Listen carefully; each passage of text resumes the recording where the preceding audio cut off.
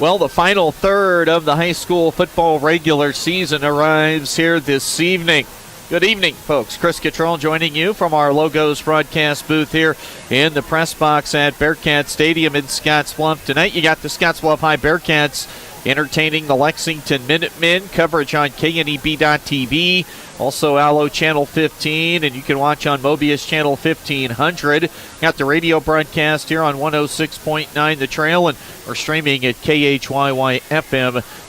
Kickoff coming up at 7 o'clock. It's the Platte Valley Company's pregame show, Week 7 of the high school football season. Scottsbluff started 0-3, losses to Columbus, Hastings, and Aurora. Those three teams, though, have a combined mark of 14-4. Since then, it's been 3 straight wins over Custer. The marquee wins so far this year over Grand Island Northwest, and then last week, a shutout win at Alliance, 35-0. Coach Judd Hall called it a workmanlike effort in the win over the Bulldogs as they opened district play with a convincing shutout victory. Now, for NSAA purposes, the Cats are 2-2 with the games against Columbus and Custer not counting on the record or for power points. They're able to win out and close up the regular season 5-2.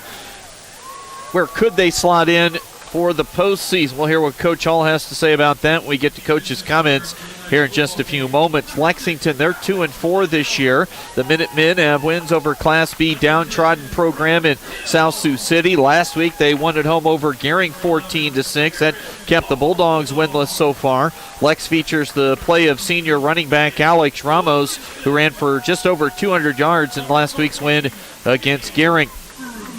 Even in the win, though, there were struggles for Lexington, double-digit penalties, and they committed 3 turnovers. Time to bring in my partner, former Scottsbluff quarterback and defensive back Noah Bruner. Noah, last week, really a dominant showing against Alliance. Really exactly what the coaching staff wanted to see. Handle Prosperity a little bit after they get the big win over Northwest. So what are we looking for here tonight against the Lexington team?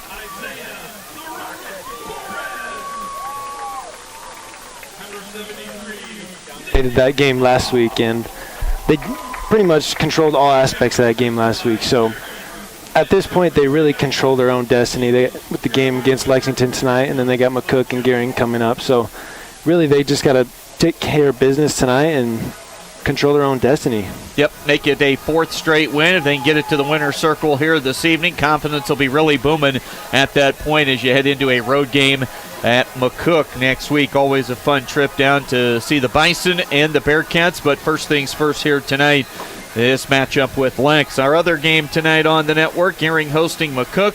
Jeff Kelly and Adam Ostick with the call over on 93.3 KMOR. We've got TV and radio here from Bearcat Stadium, just about set to hear from both head coaches. Pre-game coaches' comments brought to you by The Zone at Scottsbluff Screen Printing. Those are on the way when the Platte Valley Company's pre-game show continues right after this on the Rural Radio Network.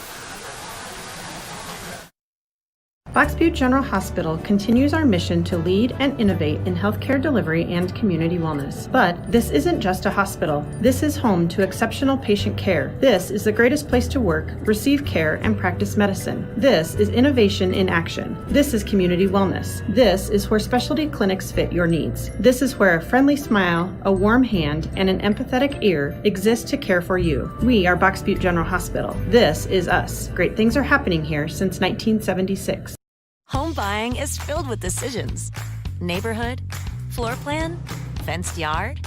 Make one choice that's easy. Start with FNBO first. We'll guide you home.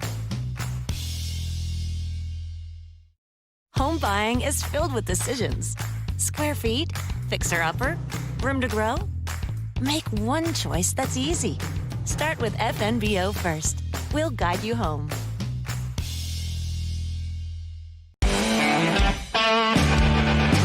Welcome to Kelly's, home of the Valley's best selection of wine, spirits, and beer. Whether you're brand loyal to the tried and true brew or really enjoy trying something different and new, Kelly's has something for everyone. Family owned and operated and right on your way on West 27th Street in Scottsbluff. Kelly's Liquor. If you can't find it at Kelly's, it's not worth drinking.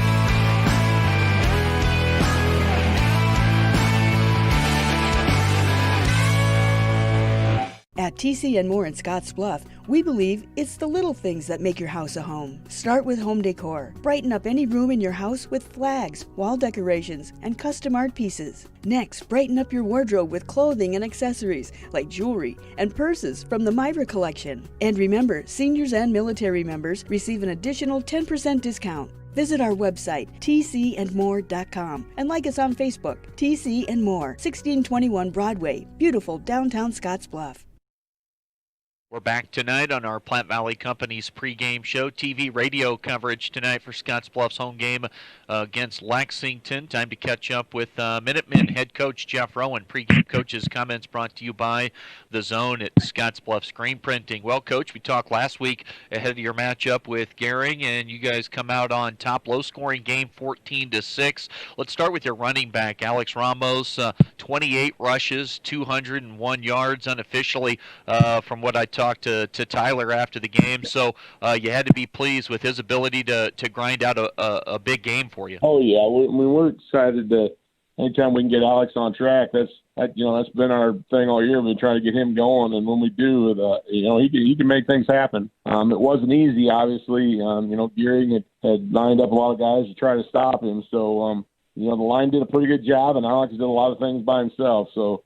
We were excited about that, and we're hoping we can get a little bit of that this week. So Coach Hall for Scottsbluff said we've played a lot of good running quarterbacks so far this year, but in terms of just a pure top-notch running back, he looks about as good as anyone they've seen. So tell us a little bit about his game. Is he a speedster? Is he a power guy? Is he a little mix? Kind of what's his MO? He's not very big. He's probably about 5'8", 165 or so.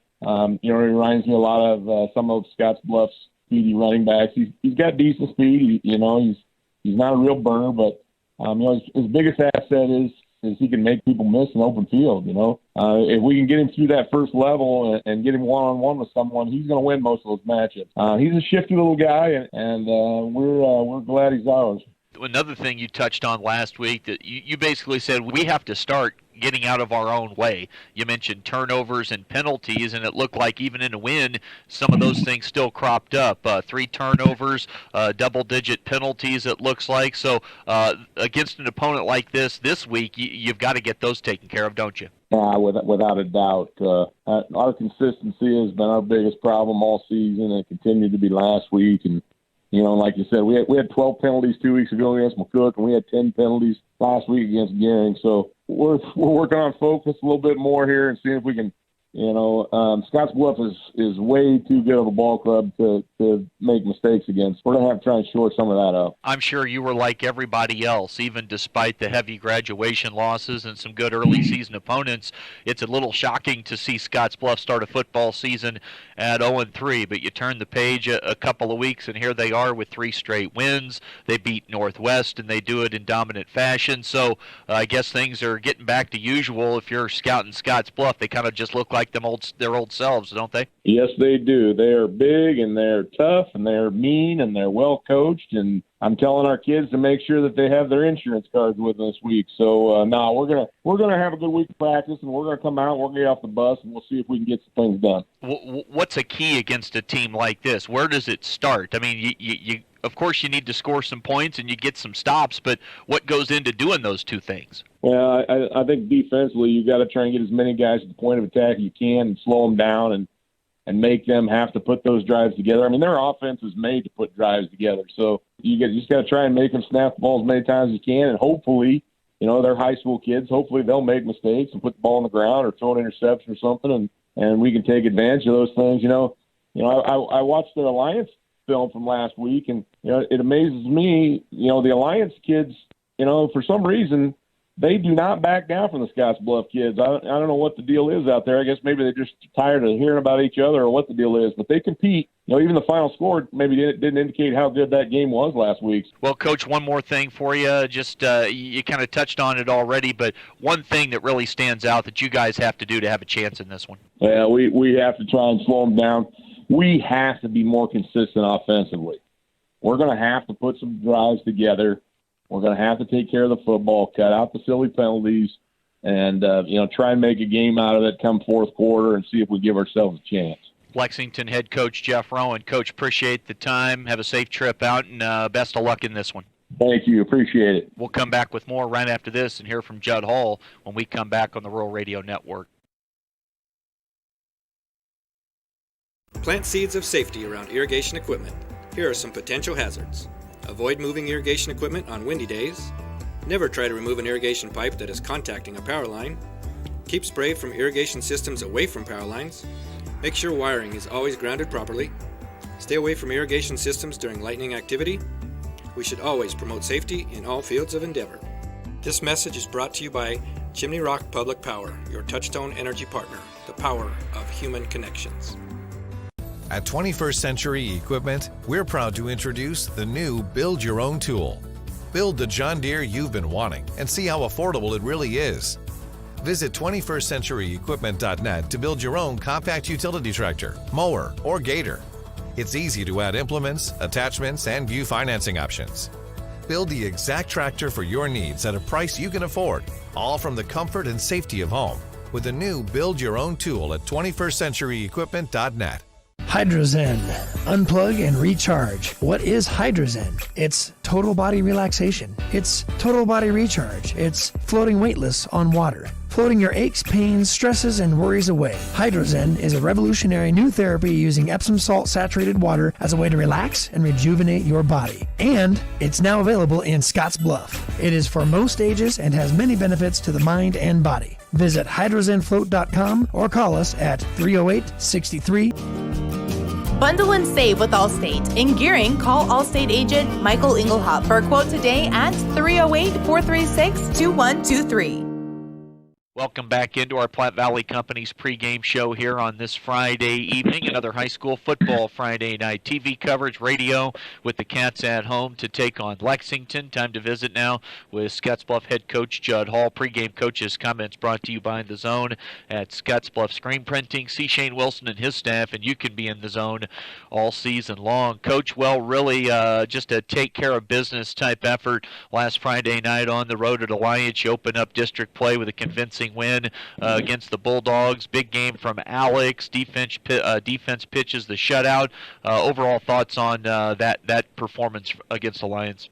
I thought it was a workmanlike game. Had to go up there and take care of business and not stub our toe after a huge win against Grand Island Northwest. And I think we were able to do that. I think overall we played pretty good football overall.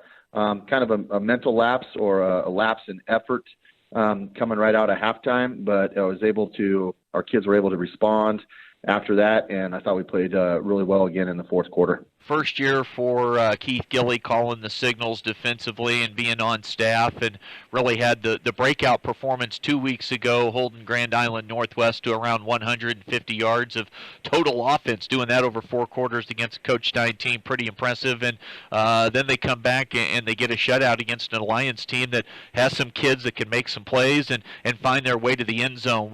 You told me in the preseason you'd have a top 5 Class B defense, and it looks like that is exactly what's starting to round into form here. Yeah, I think so. I think everything's starting to come together.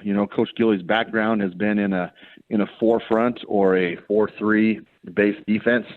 We obviously are a 3-4 team.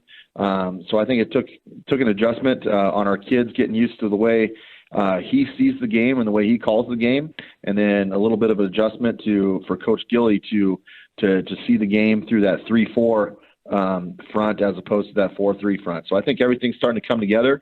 We're putting our kids in positions to make plays, and I think we're starting to see that defense fly around and play fast. We'll get to Lexington coming up, and I know it's a week-to-week thing. Head coaches want to talk about the opponent at hand, but look, we're heading into week 7 now of the regular season. If you look at the Class B Power Points rankings, you guys sit at 2-2. Now the record 3-3, but the game against Columbus does not count, and the win against Custer does not count. So right now 2-2.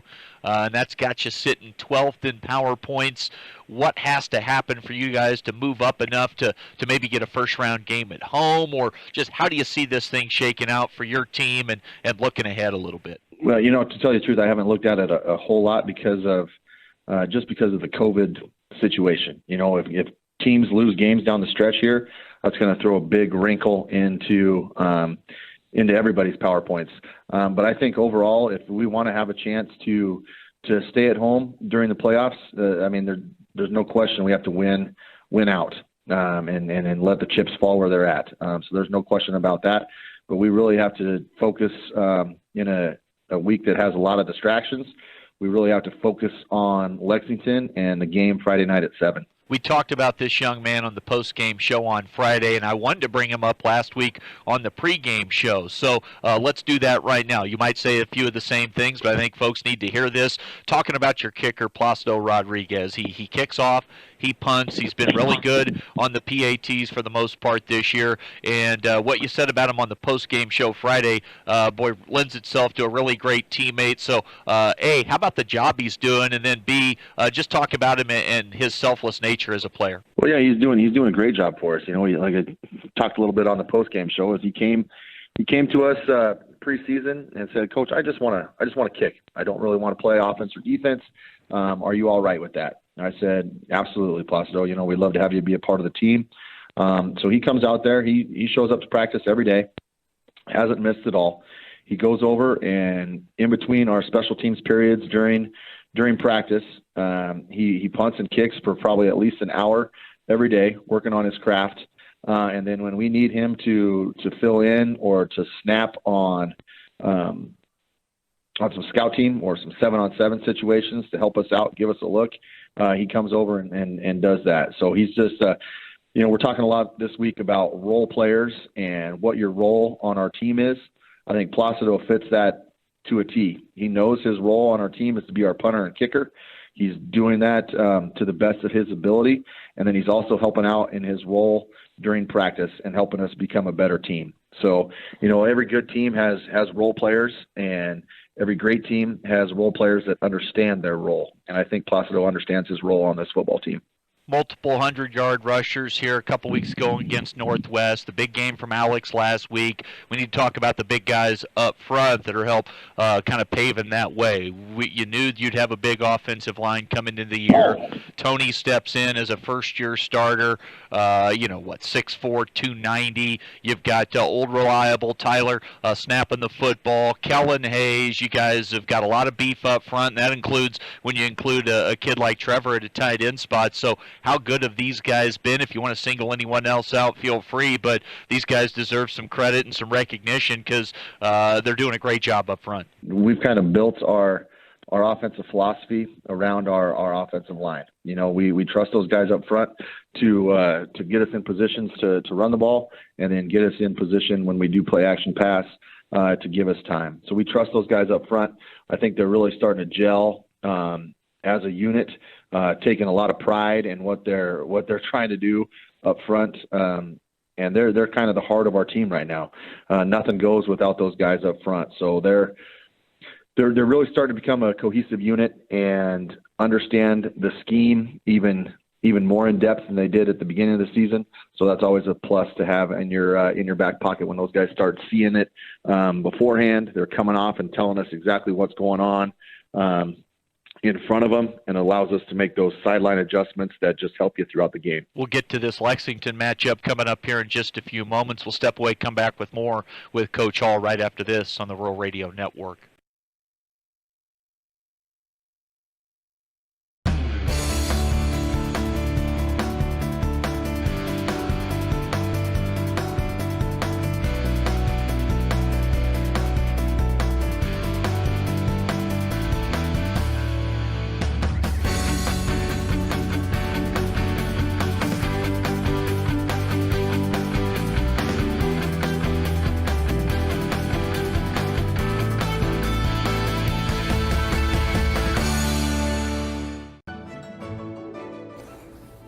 This chair is way too big. It's perfect for us. This one's tiny. That's 'cause it's mine. Hey, this chair is just right. This bed is way too hard. It's perfect for me. This bed is way too soft. Just what I needed. This bed is just right. So come on over to Leeds Heads. New season and new fashion is in at Compliments for you and your home. Check out what's new from Tribal and Charlie B. From light layers for warm days and cool nights to reversibles that are a must-have for the season. Compliments has the style for you. With great looks come great deals. Compliments always has weekly deals to bring more style into your life. Get ahead of the trends and get the new shapes, shades, and colors this season at Compliments for you and your home. 1708 Broadway, downtown Scottsbluff. At Renewal by Andersen, it's about our people. We're a family-owned local company with the best windows, patio doors, and installation teams anywhere. But before our customers ever get to installation, they speak with our advisors in the office. We're so proud of our people. They're very experienced, organized, and at Renewal by Andersen, we know that our customers' time is so valuable. We assure you signature service from the first phone call to the installation day. Renewal by Andersen, a local family company. It's about our people.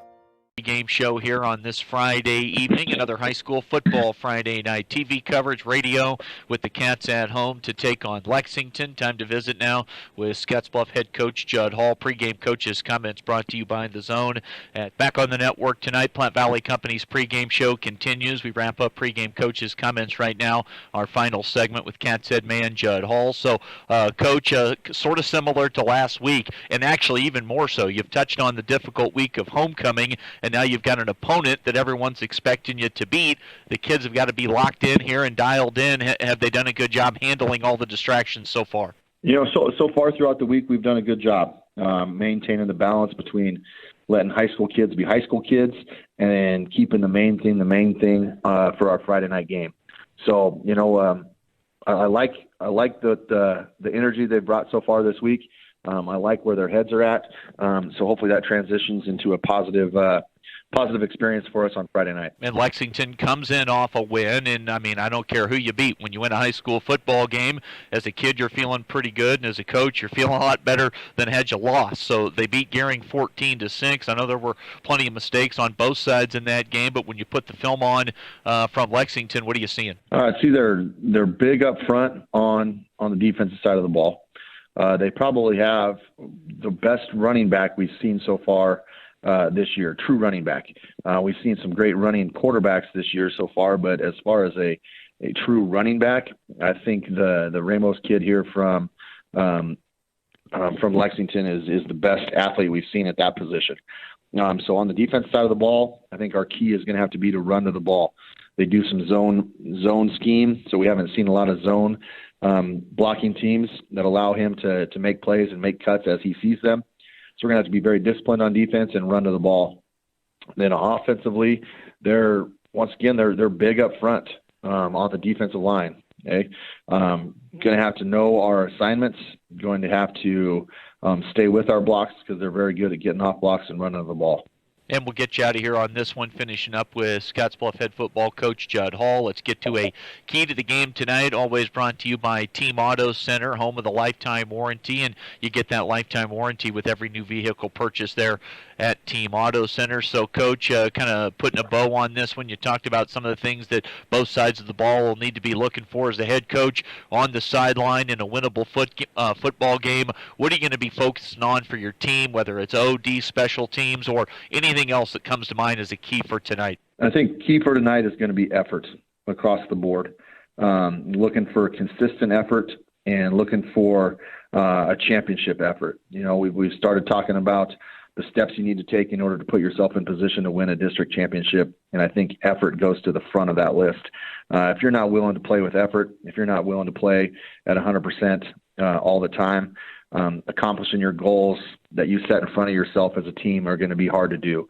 So we're going to really consistently look for effort on Friday night from our guys in all three phases of the game.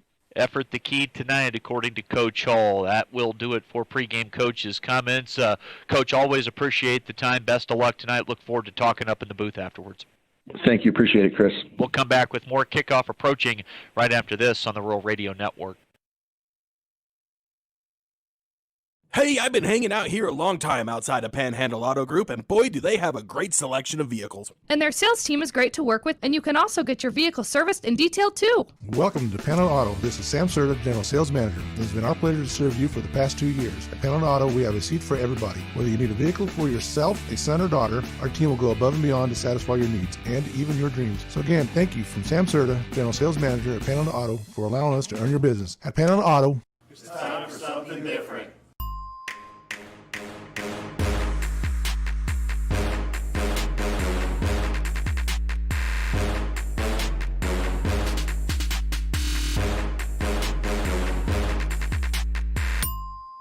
Logos in Gearing is the place to get all of your school spirit gear, personalized gifts, and promotional items for your business and employees, and banners for any special event. Logos is also the only place to stop for custom screen printing or embroidery. You can even design it yourself on their interactive website. Stop into Logos today. They'll design it, print it, and have it to you in no time. There's no job too big or small for Logos. That's Logos in Gearing.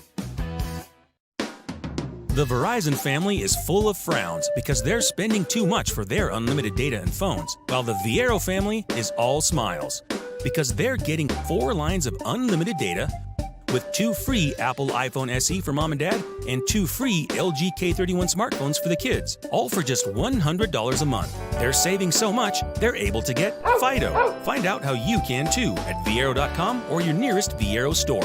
Viero Wireless, keeping you connected.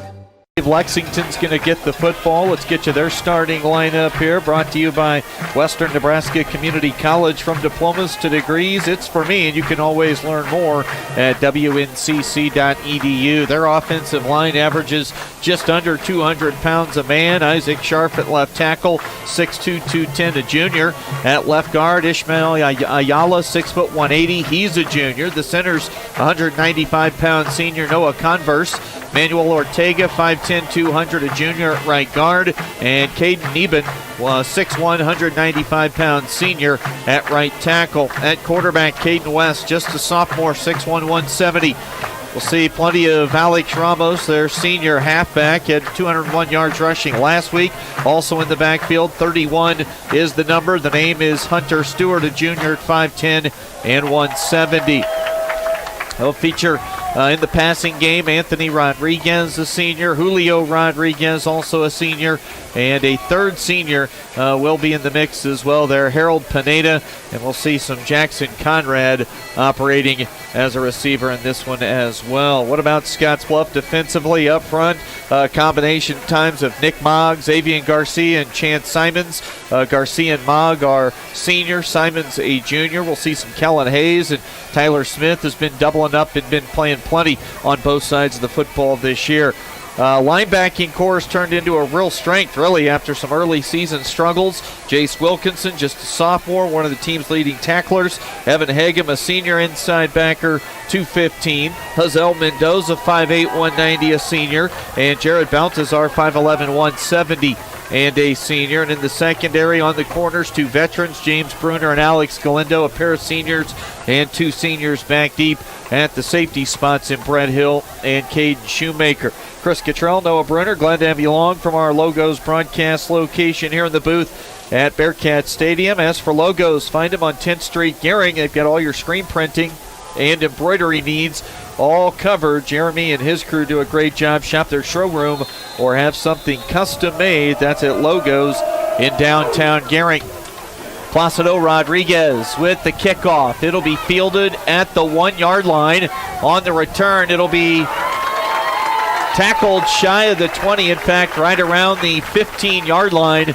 And that was Harold Pineda on the kick return for the Minutemen. Scottsbluff, good job on kick coverage. And they've got him pinned back inside the 20, and we've talked about it numerous times. You make an opposing offense drive the field like this, it gets pretty tough. Yeah, look for them to set that tone early. They'll try to be aggressive, be physical, try and throw this offensive line around. 11:53, 7 seconds off the clock on the kickoff. Ball left hash. Quarterback is Caden West, 6'1", 170, a sophomore. Hits just 40% of his passes. They'll operate out of the gun. He's got some time. Now he'll fire, and that'll be well short. Really no one in the area. Nearest man to the football was James Bruner over on the far sideline. It'll be 2nd down and 10. Looked like Lexington wanted to come out, be aggressive, take a shot right there. James had good coverage over the top. Ball left hash, 2nd down and 10. 11:46 to play here in the first quarter. 72 degrees at kickoff tonight. Lex off a win over Gering 14-6, and earlier this year they beat South Sioux City 45-25. We'll talk about some of their losses here in a moment. Shotgun snap to West, and now we're going to get a whistle and a penalty. And it'll go against Lexington, and they'll now be back behind the chains at 2nd down and 15. Lost to Seward 26-7. Beatrice 57-0. Had to find a replacement game in week 4. Got beat by Central City 49-0. And McCook shut them out 2 weeks ago 42-0. So they come in averaging just barely over 9 points a game. They average 114 on the ground and only 66 yards per game passing. Feels like at night if Scottsbluff's able to play well early here in the first quarter, both sides of the ball, they could really jump on this Minutemen squad. Yeah, like I mentioned, on both sides of the ball, they got to open up, be aggressive, physical, and they'll really get that advantage. Snap to West, little play action. He'll roll to his left, and the pass is incomplete off the fingertips of Hunter Stewart, a 170-pound junior. And this will be a near certain passing down now on 3rd down and 10. Scottsbluff get an extra defensive back maybe into the ball game right now. It looks like they'll run their base.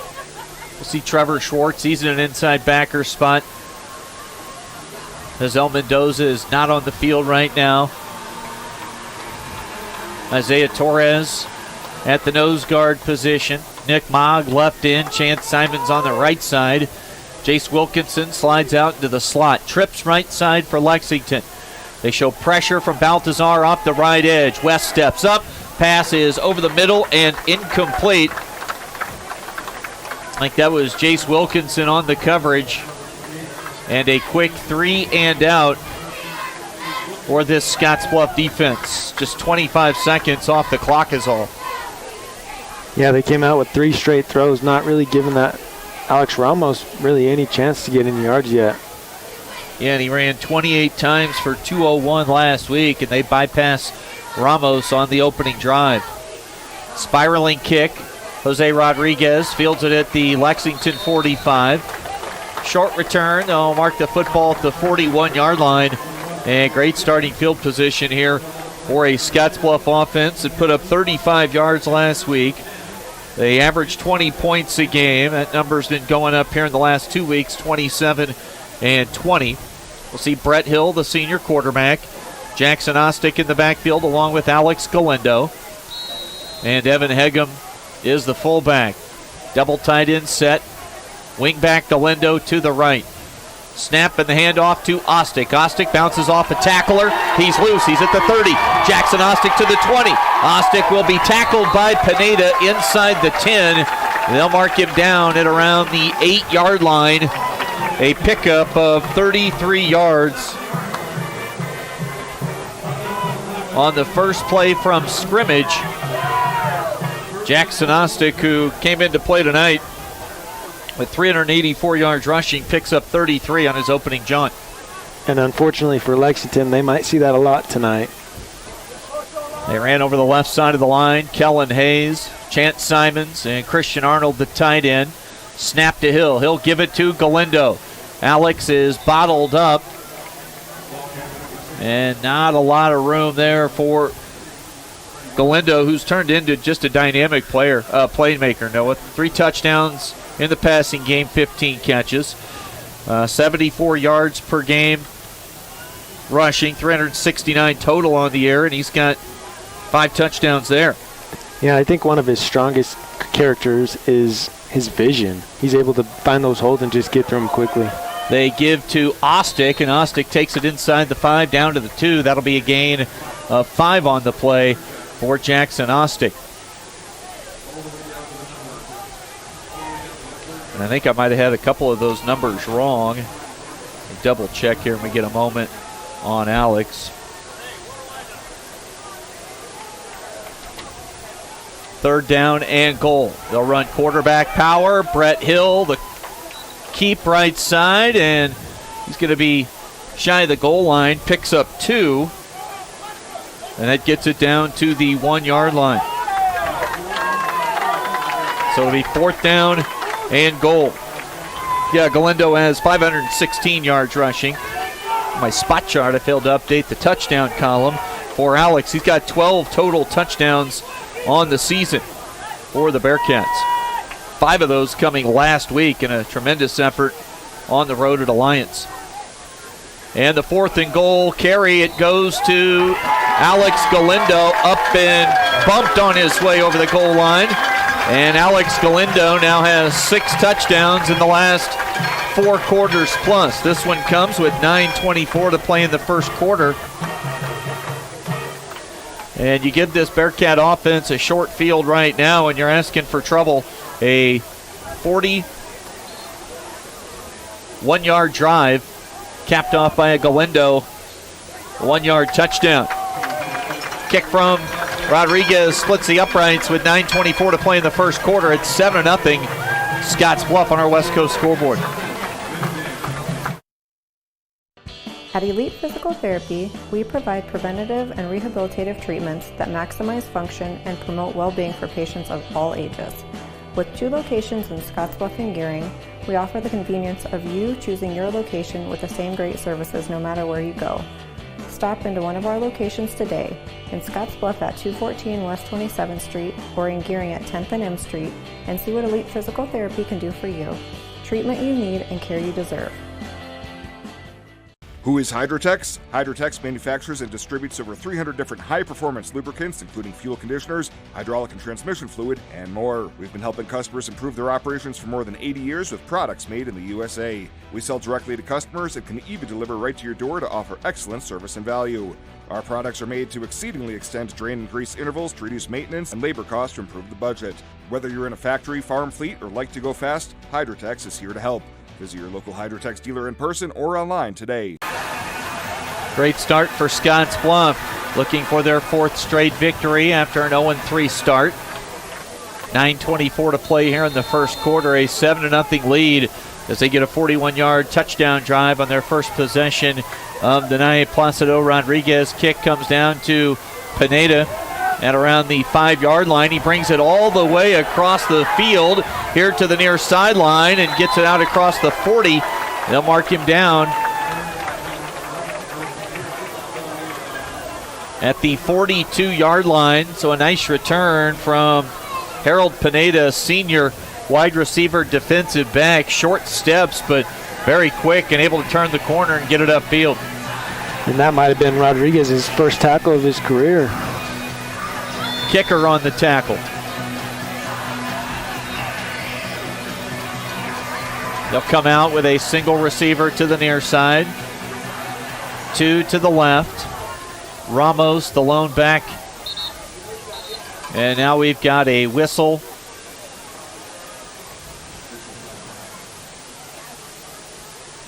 And what are we looking for here?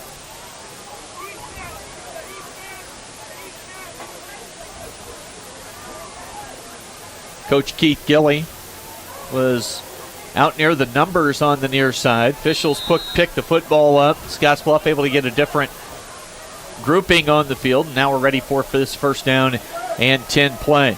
7-0 Scottsbluff, ball right hash. Lexington has it at their own 41. Catch showing blitz, and we're going to have a false start. I believe the tight end on the left side of the offensive formation moved early, and that was Shane Callahan. Second penalty we've seen already tonight against Lexington. They had double-digit hankies last week, and their head coach was back-to-back weeks. He's been telling me how they've got to get this cleaned up, and that will not play against a Bearcat team tonight. Yeah, like you said, if they don't clean up these penalties, they're definitely going to struggle against this strong Scottsbluff defense. 9:14 to play. First down and 15. Two receivers to the left. Hill, the safety, slides over on the inside receiver. Mendoza shows blitz. They're going to throw a little screen pass, and Nick Mogg out defensively from his spot along the defensive line to tackle Julio Rodriguez, and that'll be a loss. Let's see, they're going to say no gain, so second down and 15 on the first pass completion. No gainer for Lexington. Second down and 15 here on their second drive of the night. Went 3 and out on 3 pass plays to open the football game. Two receivers left, one to the right. Wilkinson shows blitz off the left edge. Now pressure comes from Nick Mogg, and Nick Mogg records the sack. Third sack of the season for Mogg, and that'll be a loss from the 36 all the way to the 26-yard line. So a sack and a loss of 10. That'll make it third down and 25 now for Lexington. Well, we mentioned it was Mogtober last week, and this defensive line is going to have a lot of that tonight because they're very strong, can really rush the passer very well. Well, if he's going to play this well during his own personal month, that's a good thing because it's only the 9th, and we got a ways to go here in the month of Mogtober. Snap back to West. Hill fire across the middle. Pass is caught. Brett Hill up from a safety spot to make the tackle, and that was Julio Rodriguez with a gain of 11 out to the 37-yard line. West to Julio Rodriguez picks up 11, but still after the sack and the opening penalty to start the drive, still fourth down and long in a punting situation now for Arturo Navarrete. This ball will bounce it around the 40. Rodriguez sidesteps a defender with a slick little move, and I think we got a flag down maybe here at around the 37-yard line.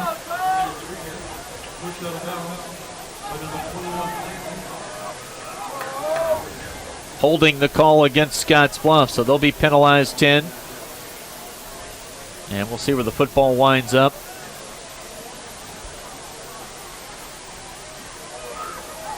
26-yard line here. Nope, they're going to mark it at the 25. So first down and 10 now for Scottsbluff. They scored on a 41-yard drive on their opening possession. It took just 2 minutes and 11 seconds. They get the ball now with 7:08 to play. Hill takes the snap.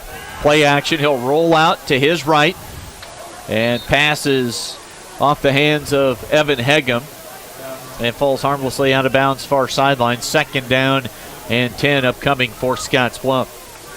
An interesting matchup to watch is Tyler Smith and number 61, Ali Backett. He's one of the strongest parts of this Lexington defense. 6'1", 250 on the nose, working against Smith. Snapping the football. Snap a little wide. Hill goes back to get it. Now Scottsbluff suffers a big loss of 10 back to the 15-yard line, and now it'll be third down and 20 for the Cats.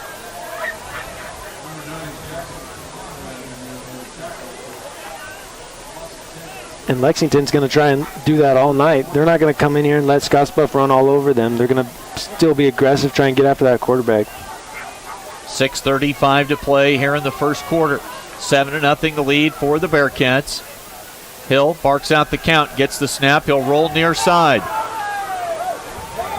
Well, he's got Wilkinson downfield. Instead, it's Galindo on the catch out across the 25. We've got a flag thrown at the 20-yard line, and doesn't appear to be good news here for Scottsbluff. They'll mark the football at the 27. If the play stands, it'll be a gain of 12. Illegal man downfield.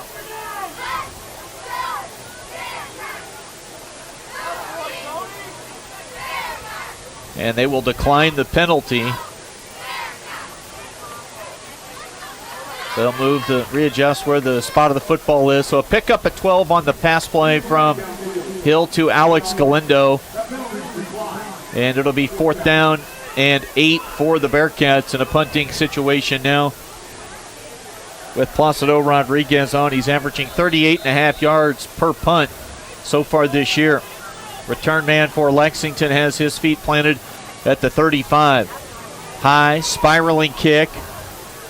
Comes down to the 34-yard line, and bringing it back across, or right around to the 40 was Anthony Rodriguez.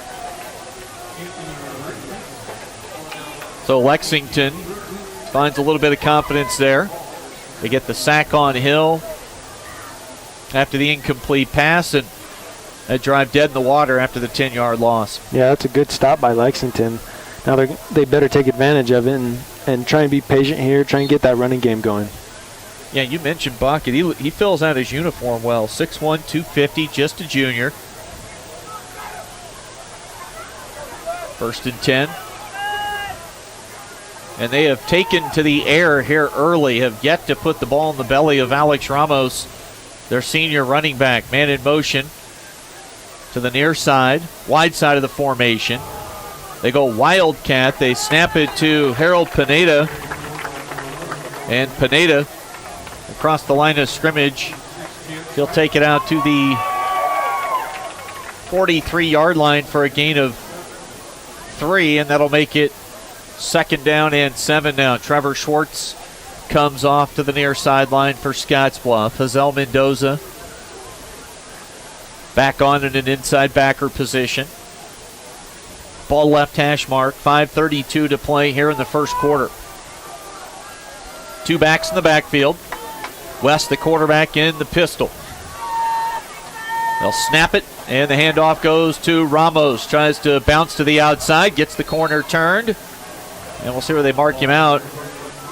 He needed right around midfield, just across midfield, to pick up a first, and he's got 8. And a first down carry for Alex Ramos. 5'10", 165. He averages 5.3 yards per carry. Had 201 last week. And for Lexington, they're going to have to continue to be patient and just take what they can get against this very stout defense.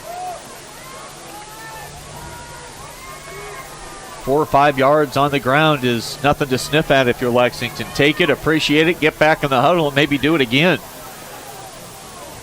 1st and 10, ball just across the 50. The handoff to Ramos, and Ramos falls forward to the Scottsbluff 45-yard line for a pickup of 4. Hazel Mendoza in on the tackle for Scottsbluff. 5:01 to play. We dip under 5 minutes to go here in the opening quarter. 7-0. Cats with the early lead. First drive, marched down the field. Took him just 2:11. Went 41 yards is all. Alex Galindo, a 1-yard touchdown run.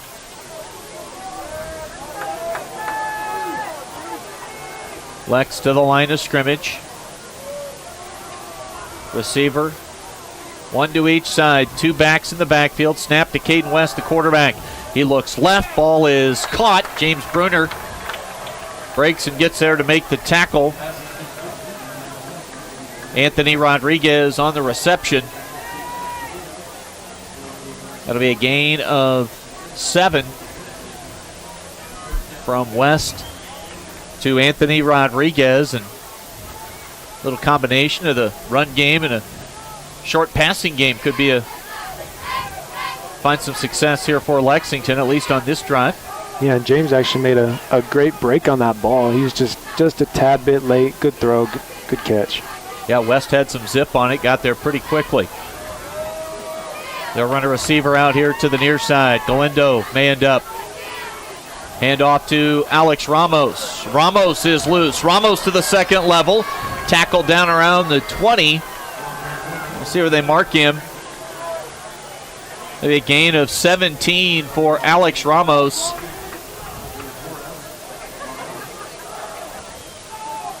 And another fresh set of downs here for the Minutemen, making some hay here on their third possession of the night.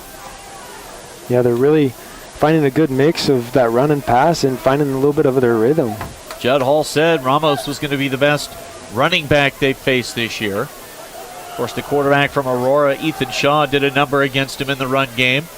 But as far as a true running back, he thought Ramos might be the best they've seen. Now we get some flags, and Tony Mokiak defensively, this might have been a face mask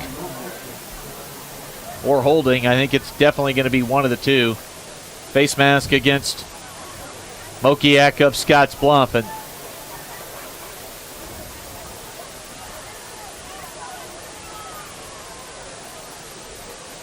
And that's a huge penalty, puts him inside the 10. Excuse me, just outside the 10. Yeah, spot foul. They mark it off from where the foul occurred. And that'll put the football at the 12. 1st and 10. Oh, check that. 1st and 1. Boy, that just sounds weird coming off the tongue. 1st and 1. Not sure I've ever heard that one before. Right. Caden West takes the snap. They'll pitch it to Ramos running right. Ramos has a block. He's at the 10. He's at the 5. Cutback run. Alex Ramos into the end zone. A 12-yard touchdown run for the senior I-back for Lexington. And with 3:01 to play here in the first quarter, Ramos has the Minutemen a PAT away from tying this football game up. 12-yard TD run for the senior from Lexington. 7-6 Scottsbluff. Jason Tovar with the kick, and that is good. 3:01 to play in the first quarter. Scottsbluff and Lexington even at 7 on the West Coast scoreboard. Fly United Airlines, operated by SkyWest with Western Nebraska Regional Airport. United is dedicated to going the extra mile for you with daily flights to and from Denver, along with a commitment to excellent service. Reserve your flight today, and remember, United miles can be earned and redeemed with your flights. While at the airport, stop and enjoy authentic Italian food at Roma Italian Restaurant. Plus, Hertz Thrifty Car Rental is there for your car rental needs. Make life easier, relax, and get on board with Western Nebraska Regional Airport. Connectivity is important. Connectivity allows us to stay productive, but that's only one kind of connectivity. There are others, more important ways to stay connected. Connected to the simple things. The ability to spend that most precious of resources, time, with the people who are most important. Take the time. Take the time for dreams. Take the time to care. Take care of the important connections. We'll take care of the connectivity. 7-7 after a Lexington scoring drive. And Noah, you said it, that was pretty easy for the Minutemen. A mix of pass early, and then Ramos kind of finding his rhythm, kind of handles things the rest of the way. Yeah, I believe they started the game with 5 straight passes. On that drive, we saw quite a bit of running, so they really found a good rhythm. Rodriguez on the return out to the 20, stutter steps. Slips by a couple of would-be tacklers across the 25 to the 27-yard line. Scottsbluff will take over. 1st and 10. Lovely night for high school football here in western Nebraska. We were at 72 degrees at kickoff. Scottsbluff scored on their first drive of the game. Got behind the chains, took a sack, and punted last possession. And Lexington able to take it in for points. Snap to Hill, handoff to Jackson Ostick. Ostick hit behind the line of scrimmage, able to avoid that first tackler and get it across the line of scrimmage for a gain of 1. It'll be 2nd down and 9 for the Cats. It looked like the linebacker slipped past Alex Galindo and was able to make that tackle pretty easily. James Hernandez, a substitute along the defensive line, in on the tackle. 2nd down and 9, snap to Hill. They give it to Ostick, and Ostick is stood up. Scharf on the stop, and also there defensively was Landon Johnson, who has now 23 total tackles on the season for Lexington. So a couple of nice run stops from the Minutemen, and Scottsbluff now in a clear passing down at 3rd down and 9. They've got it at their own 28-yard line. Big play early in this game for the Bearcat offense.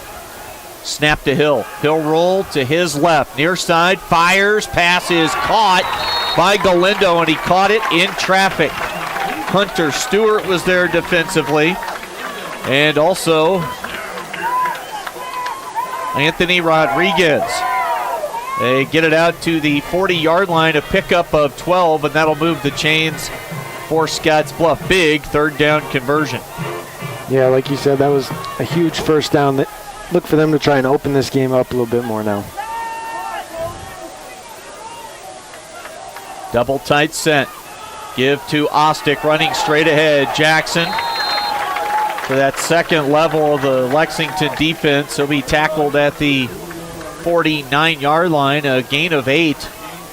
It'll be second down and 2. Ball on the left hash.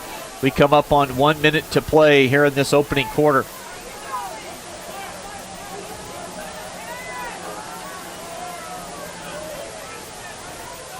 Snap to Hill. Fakes the handoff, keeps it himself, dives forward across the 50, and he should have a first down, a pickup of 2 for Brett Hill. Scottsbluff rotating linemen in really every play. Isaiah Torres comes off, Kellen Hayes goes back into the game.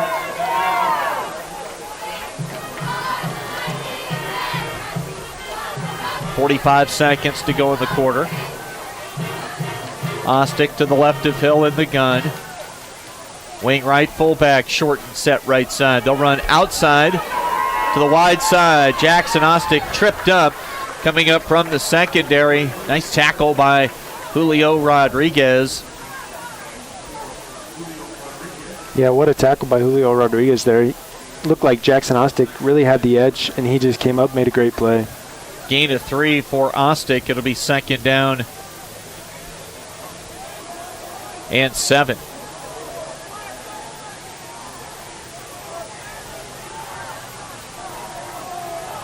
They'll snap it with the final play of the first quarter.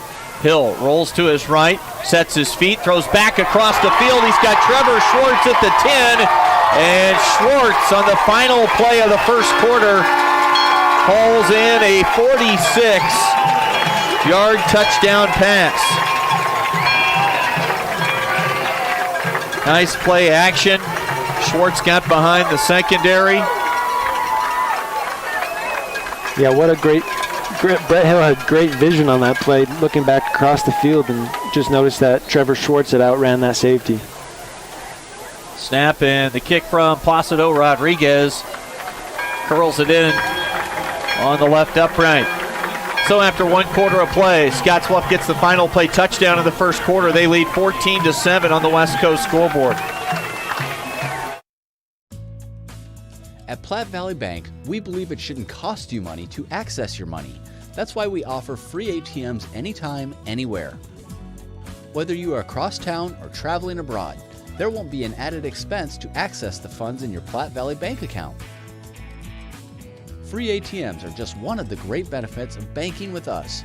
Stop by to talk to one of our friendly associates to discuss what else Platte Valley Bank has to offer.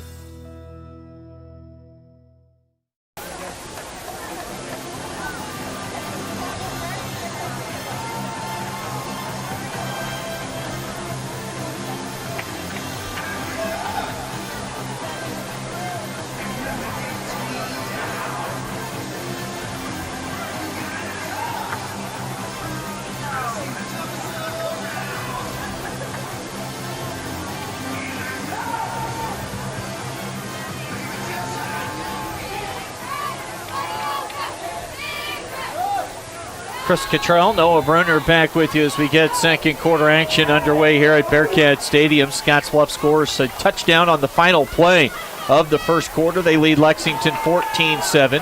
Harold Pineda shifty on that kick return, gets it back out across the 25 to around the 27-yard line. And look, Coach Hall, Noah said that this was the best individual running back they'd seen. So with keys and eyeballs going into football games on maybe opposing quarterbacks, maybe a little bit of an adjustment period, just keying on a running back, and we'll see if they've made some of those adjustments. Yeah, like Coach Hall said, they really haven't seen a back like this at all this season, so it's probably going to take a little bit of an adjustment and take some keys, like you said, to really try and contain this guy. And Ramos is tough, Low to the ground, runs with some power, some quickness, some shiftiness. He's got a little wiggle to him. We've seen him make multiple guys miss early. Another good break on the ball by James Bruner on that slant route to Anthony Rodriguez, and a pass breakup there for Bruner, who read the route really well. Yeah, really good job of continuing to try and fight and keep that ball out. 11:50 to play here in the first half. Scottsbluff with the lead, 14-7. That's the tricky nature of throwing on first down. If it comes up incomplete, you got 2nd and 10, and you're already starting to give this aggressive Scottsbluff defense a little bit of a pass rush opportunity.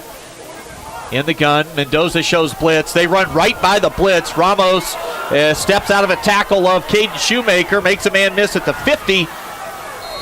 And he's across midfield inside the Scottsbluff 45 to the 44-yard line. Pickup of 28 yards on the carry for Alex Ramos.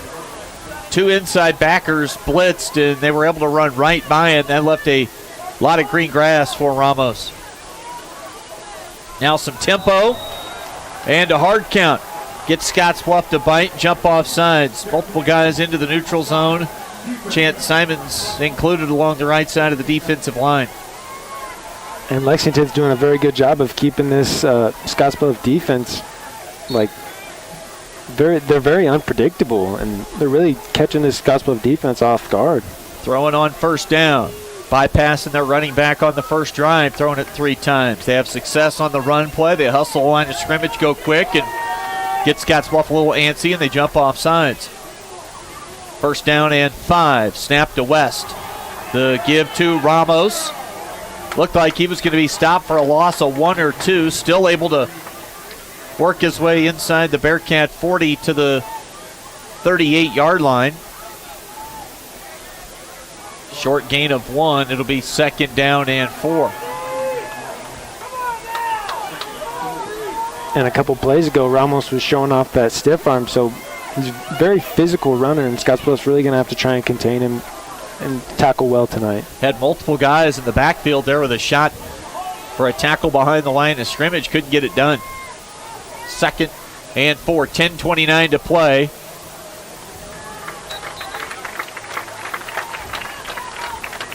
Boy, glance down. What happened there, Noah?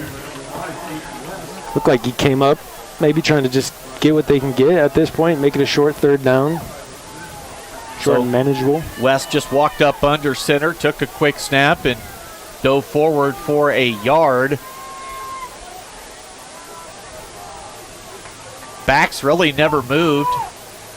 So now 3rd down and 3, and probable 4-down territory now for the Minutemen. 9 minutes and 45 seconds to play here in the first half. 2 backs in the backfield, West in the pistol. Shifts one of those backs to his left. They toss it to Ramos. Good job stringing it out. Jared Baltazar with contain. And then Hazel Mendoza scraping off to the right from his linebacker spot makes the tackle. And that's what they're going to need to do all night. Make sure Ramos can't get to that edge, really stringing that play out. So a loss of 3 for Alex Ramos, and not what Lexington had in mind on the 3rd and 3 snap. Get it to their money man. Scottsbluff defense rises up, and now it's 4th down and 6. Still go for it territory here for Lex. Snap. Nope. West will back up, get his head up, and look to the far sideline. We'll get a timeout on the field with 9:34 to play here in the first half. And really, Lexington's gotten off the bus with an aggressive nature, and they seem to be pretty dialed in right now, playing really hard. Yeah, I talked about Scottsbluff trying to set the tone, being physical and aggressive. Right now, Lexington's doing a real good job of, on both sides of the ball, being aggressive and staying pretty physical. And other than the explosive plays that they've given up, really they're fighting and proving that they can really be in this game. And like we said in the pregame show, doesn't matter who you beat, when you win a high school football game, but that breeds some confidence within the locker room. So the win over Gearing, right, yeah, we know Gearing hasn't won a game, and they're not one of the, they're a lower tier team in Class B, but Lexington, let's be honest, they've been that same way. So when you win a game, you feel good about yourself, and you come with some confidence the next Friday night. Yeah, like we saw with Scottsbluff with that win against Custer, they really changed their season after that win. They became a whole different team, so maybe we'll see the same from Lexington. Ramos is the deep set back behind the quarterback in the pistol, Caden West. 4th down and 6. Now they'll shift Ramos out to a slot receiver right side. Snap back to West. West lofts one up, and that is going to be intercepted. Caden Shoemaker comes up with the INT with 9:28 to play here in the first half, and way too much air under that ball. He had a receiver. If he would have just put it on him, would have had a shot, but he really floated that thing. Yeah, like you said, he was past Caden Shoemaker at that point, and if he fires it at him, I think he gets that first down, but he just puts a little bit too much air on it. And Caden Shoemaker makes a great play. So the second quarter pick. Now, granted, it was 4th down, and you don't lose probably a whole lot of field position. Scottsbluff going to take to the air on the first play. Hill guns one. He's got Christian Arnold. Arnold fumbles the football. It's still loose. I don't think we should have had a whistle. Galindo picks it up and runs it into the end zone. We've got a flag down back at around the 30-yard line. So the line of scrimmage was the 23, so give them 27 to midfield, about 47, and now we'll see what the penalty is. 47-yard pass play. This be a block in the back behind the play, maybe? They've motioned against Scottsbluff.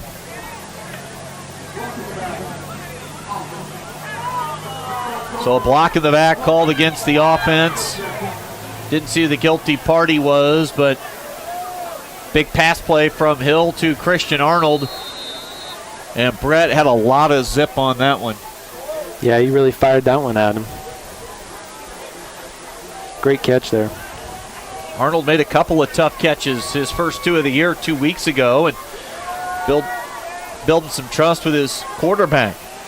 Hand off to Ostick. He'll run right, nowhere to go. And Jackson Ostick tackled behind the line of scrimmage. It'll be 2nd down and 11. Pretty fast-moving first half. We're down to 8 minutes and 36 seconds to play. Cats behind the chains now, 2nd and 11. Running game's had a couple of big plays, and Lexington's done a good job on a bulk of the others. Inside give to Galindo. Galindo is met and then stood up. Tackle made on the play by Caden Neben. Really nice form tackle, and held Galindo to just a 1-yard pickup. And it sets Scottsbluff up in a long 3rd down that Lexington can really have those defensive linemen pin their ears back and try and get after Brett here. Scottsbluff will spread it out. 2 receivers to the left. Galindo wing back right. Hill wants the snap. He gets it. Looks left. Fires. Pass is intercepted. On the pick, Noah Converse, an inside linebacker. We've got a flag down. Back around midfield, holding against Scottsbluff. They will decline the penalty. And that's one thing we've noticed the last couple of weeks with Brett Hill. Some of those linebackers, maybe he's just not seeing those underneath coverage guys. But the INT, and we get interceptions, one from each team here in the last couple of minutes. And a lot of times with shorter quarterbacks, it is very difficult to see those linebackers, and look like that case right there. 1st and 10 for Lexington. 2 receivers right, ball right hash mark. They hand it off to Alex Ramos. Really just a quick stutter step. And what I notice here about Ramos is he picks up about 5. He just looks like he knows how to run the football. Stops and starts when he needs to. Good vision, can spin quickly. Like what I'm seeing from this kid. Yeah, and the nice thing about it is he puts that head down and he's able to fall forward and get 3 or 4 extra yards oftentimes. Came in averaging just 5.3 yards a carry, 545 total rushing on the season. He has the lone Lexington touchdown. Scottsbluff leads 14-7, 2nd and 5. They give to Ramos.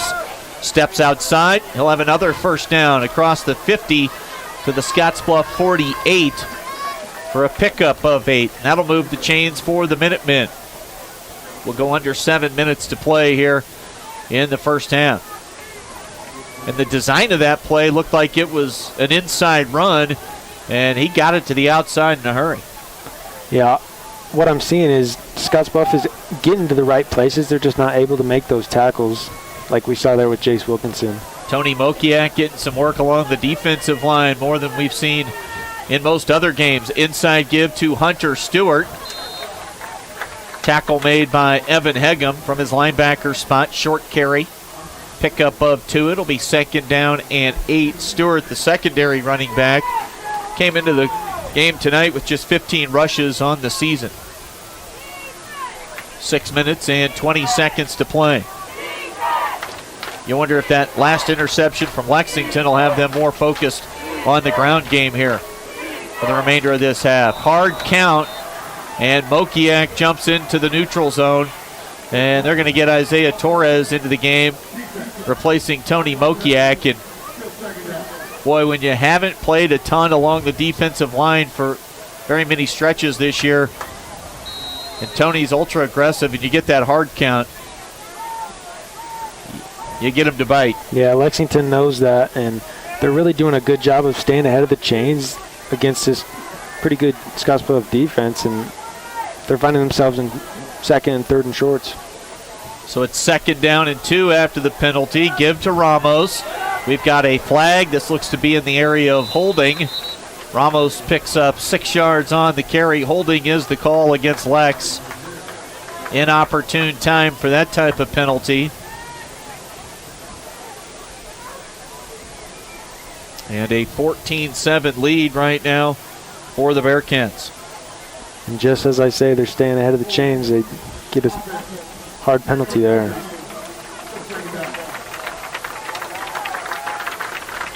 See if we can find a Hastings Aurora score. It was 26-21 in the 2nd quarter. Aurora at half, about a half hour ago, led 34-21 at halftime. Give to Ramos, runs left, and a short carry, short gainer for Alex Ramos. He picks up 1 back to the original line of scrimmage, where it'll now be 3rd down and 10 for the Minutemen. They've got the football left hash, trailing 14-7, 5:11 to go in the first half. And the ball sitting at the Scottsbluff 48-yard line. Gearing and McCook crosstown tonight. Our game with Jeff and Adam on KMOR 93.3.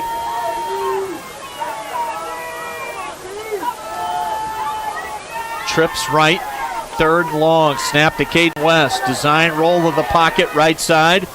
And on the out route, that pass is caught across the 45 to the 43. That'll be a gain of 5.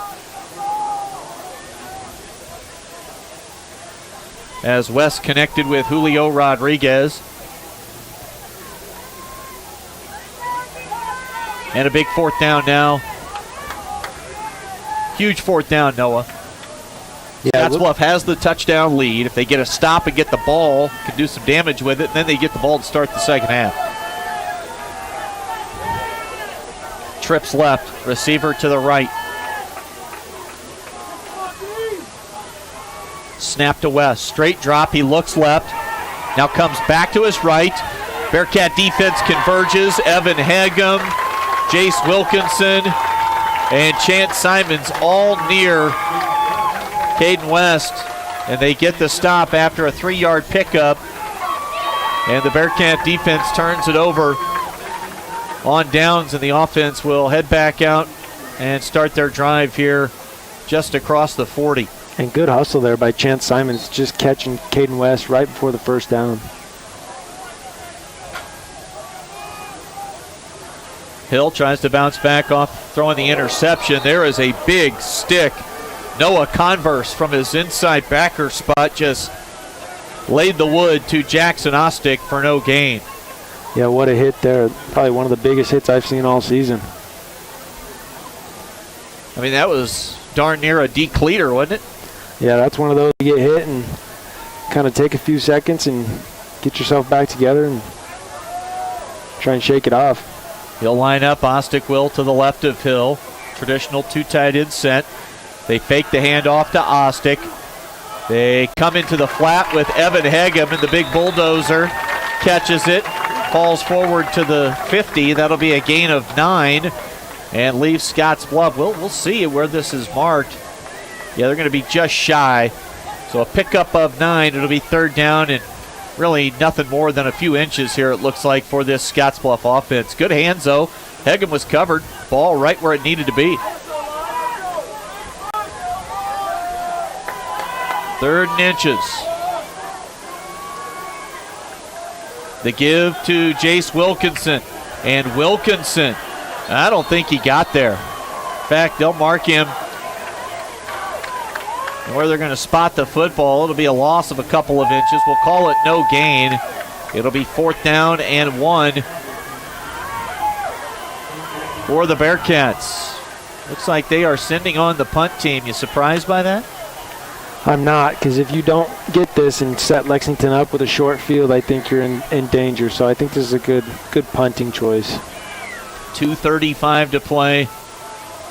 They did fake the punt in week 1 on the road at Columbus in the first half.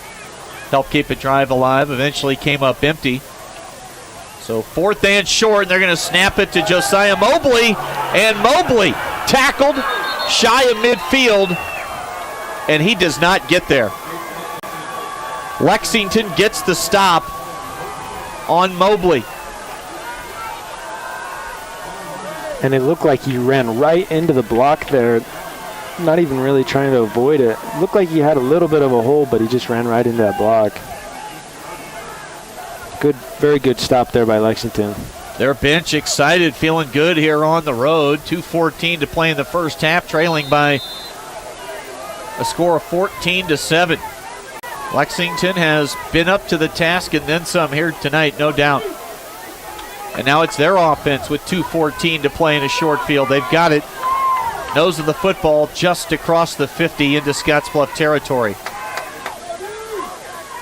Cats showing blitz. I think we had Callahan moving for a second time tonight from the tight end spot along the left side of the offensive formation.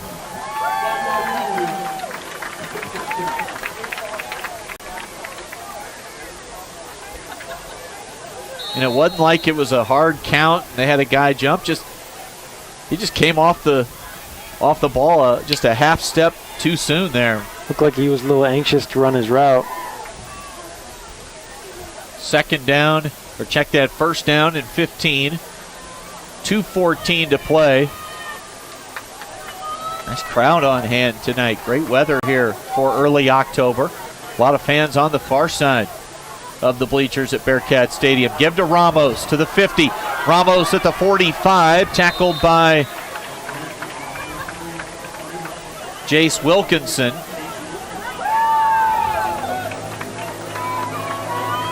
Gain of about 12 for Ramos, and it sets up second down and 4. Give them 11. They go right back to Ramos, and he'll fall forward to around the 40, tackled by Chance Simons. That'll be a gain of 3, so the last 2 carries have netted Ramos 11 and 3 for 14 after the penalty, and now Lexington has it third down and a yard with 90 seconds to play in the first half. And this Lexington offensive line is doing a very good job of picking up those blitzes and still being able to open up holes for Ramos.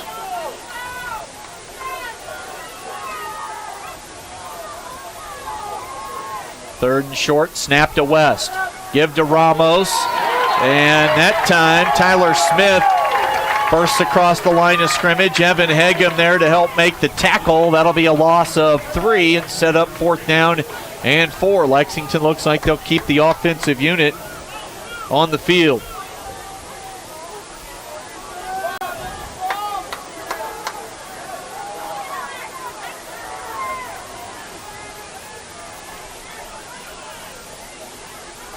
They look to the far sideline, and now they're going to call a timeout.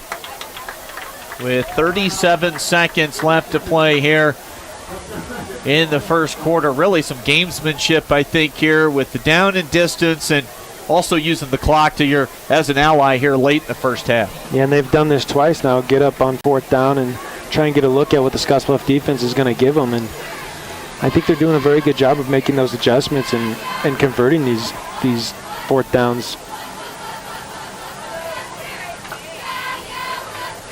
We'll give you halftime stats. I think we'll have a little bit of an extended halftime here, homecoming week. And how about little brother? Homecoming king, correct? Yeah, big win there. So win early in the week for James Bruner.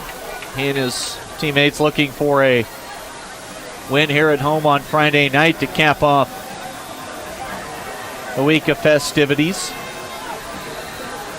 Scottsbluff leading 14-7.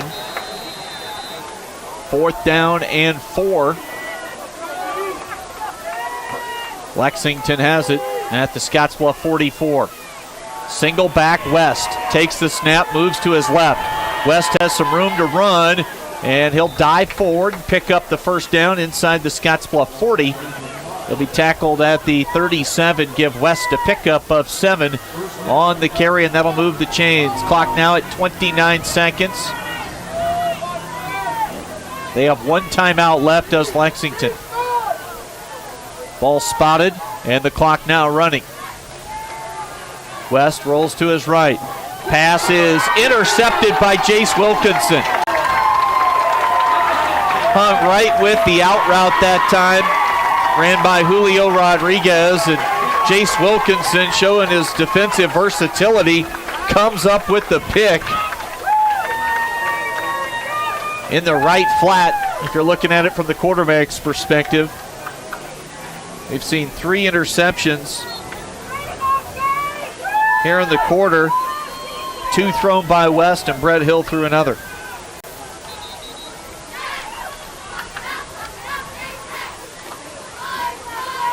And now we'll get a timeout taken by, I'm not sure who took it, but we do have a timeout. I did not expect Scottsbluff to be in this kind of a ball game here with 20 seconds left in the first half. We visited with assistant coach Jeremiah Lubera did before the game, and he was like, look, they're gonna run some stuff we haven't seen a whole lot of. And we just got to keep building play by play, quarter to quarter, and game to game. Won 3 straight. Trying to make it 4 in a row here tonight. Trip to McCook on deck a week from this evening. So can ill afford to stub their toe here against Lexington tonight. And a lot of times after those long drives on game days, you see teams come out a little bit sluggish, but I really haven't seen that from Lexington. They came out very physical, ready to play. 1st and 10, 20 seconds to play. Snap to Hill. Hill straight drop. Slides away from pressure. Hoists one up in the air deep. Taking a deep shot for James Bruner. Overshot him by a few yards. And that'll make it 2nd down and 10. I'm not sure how close that safety really was, but that might have been a good overthrow if that safety was there and able to make a play on it if the ball was there. So they take the 1 deep shot, and now we'll see if they pack it in here with 13 seconds to go, and they will hand it off to Jackson Ostick. And Ostick tackled by Freddie Vargas. And Ostick picks up 2 on the play. Gain of 2 for Ostick as the horn sounds here at Bearcat Stadium. We are at halftime. Scottsbluff with their homecoming game with a 14-7 lead here at the break. They lead Lexington by 7 right now on the West Coast scoreboard. For the past 44 years, Platte Valley Vacuum and Sewing has been serving the Wyobraska area. That's quite a long time. At Platte Valley Vac and Sew, you'll find quality sewing machines, quilting and embroidery machines, even sergers from name brands such as Pfaff and Babylock, both known for their well-made machinery. Keep in mind you'll receive one-on-one lessons with your machine purchase. Platte Valley Vac and Sew also offers a fine selection of 100% cotton quilting fabrics and a great selection of threads and notions to assist you in most any quilting or embroidery project you might have. For all your sewing machine quilting needs, stop by Platte Valley Vac and Sew, downtown Scottsbluff.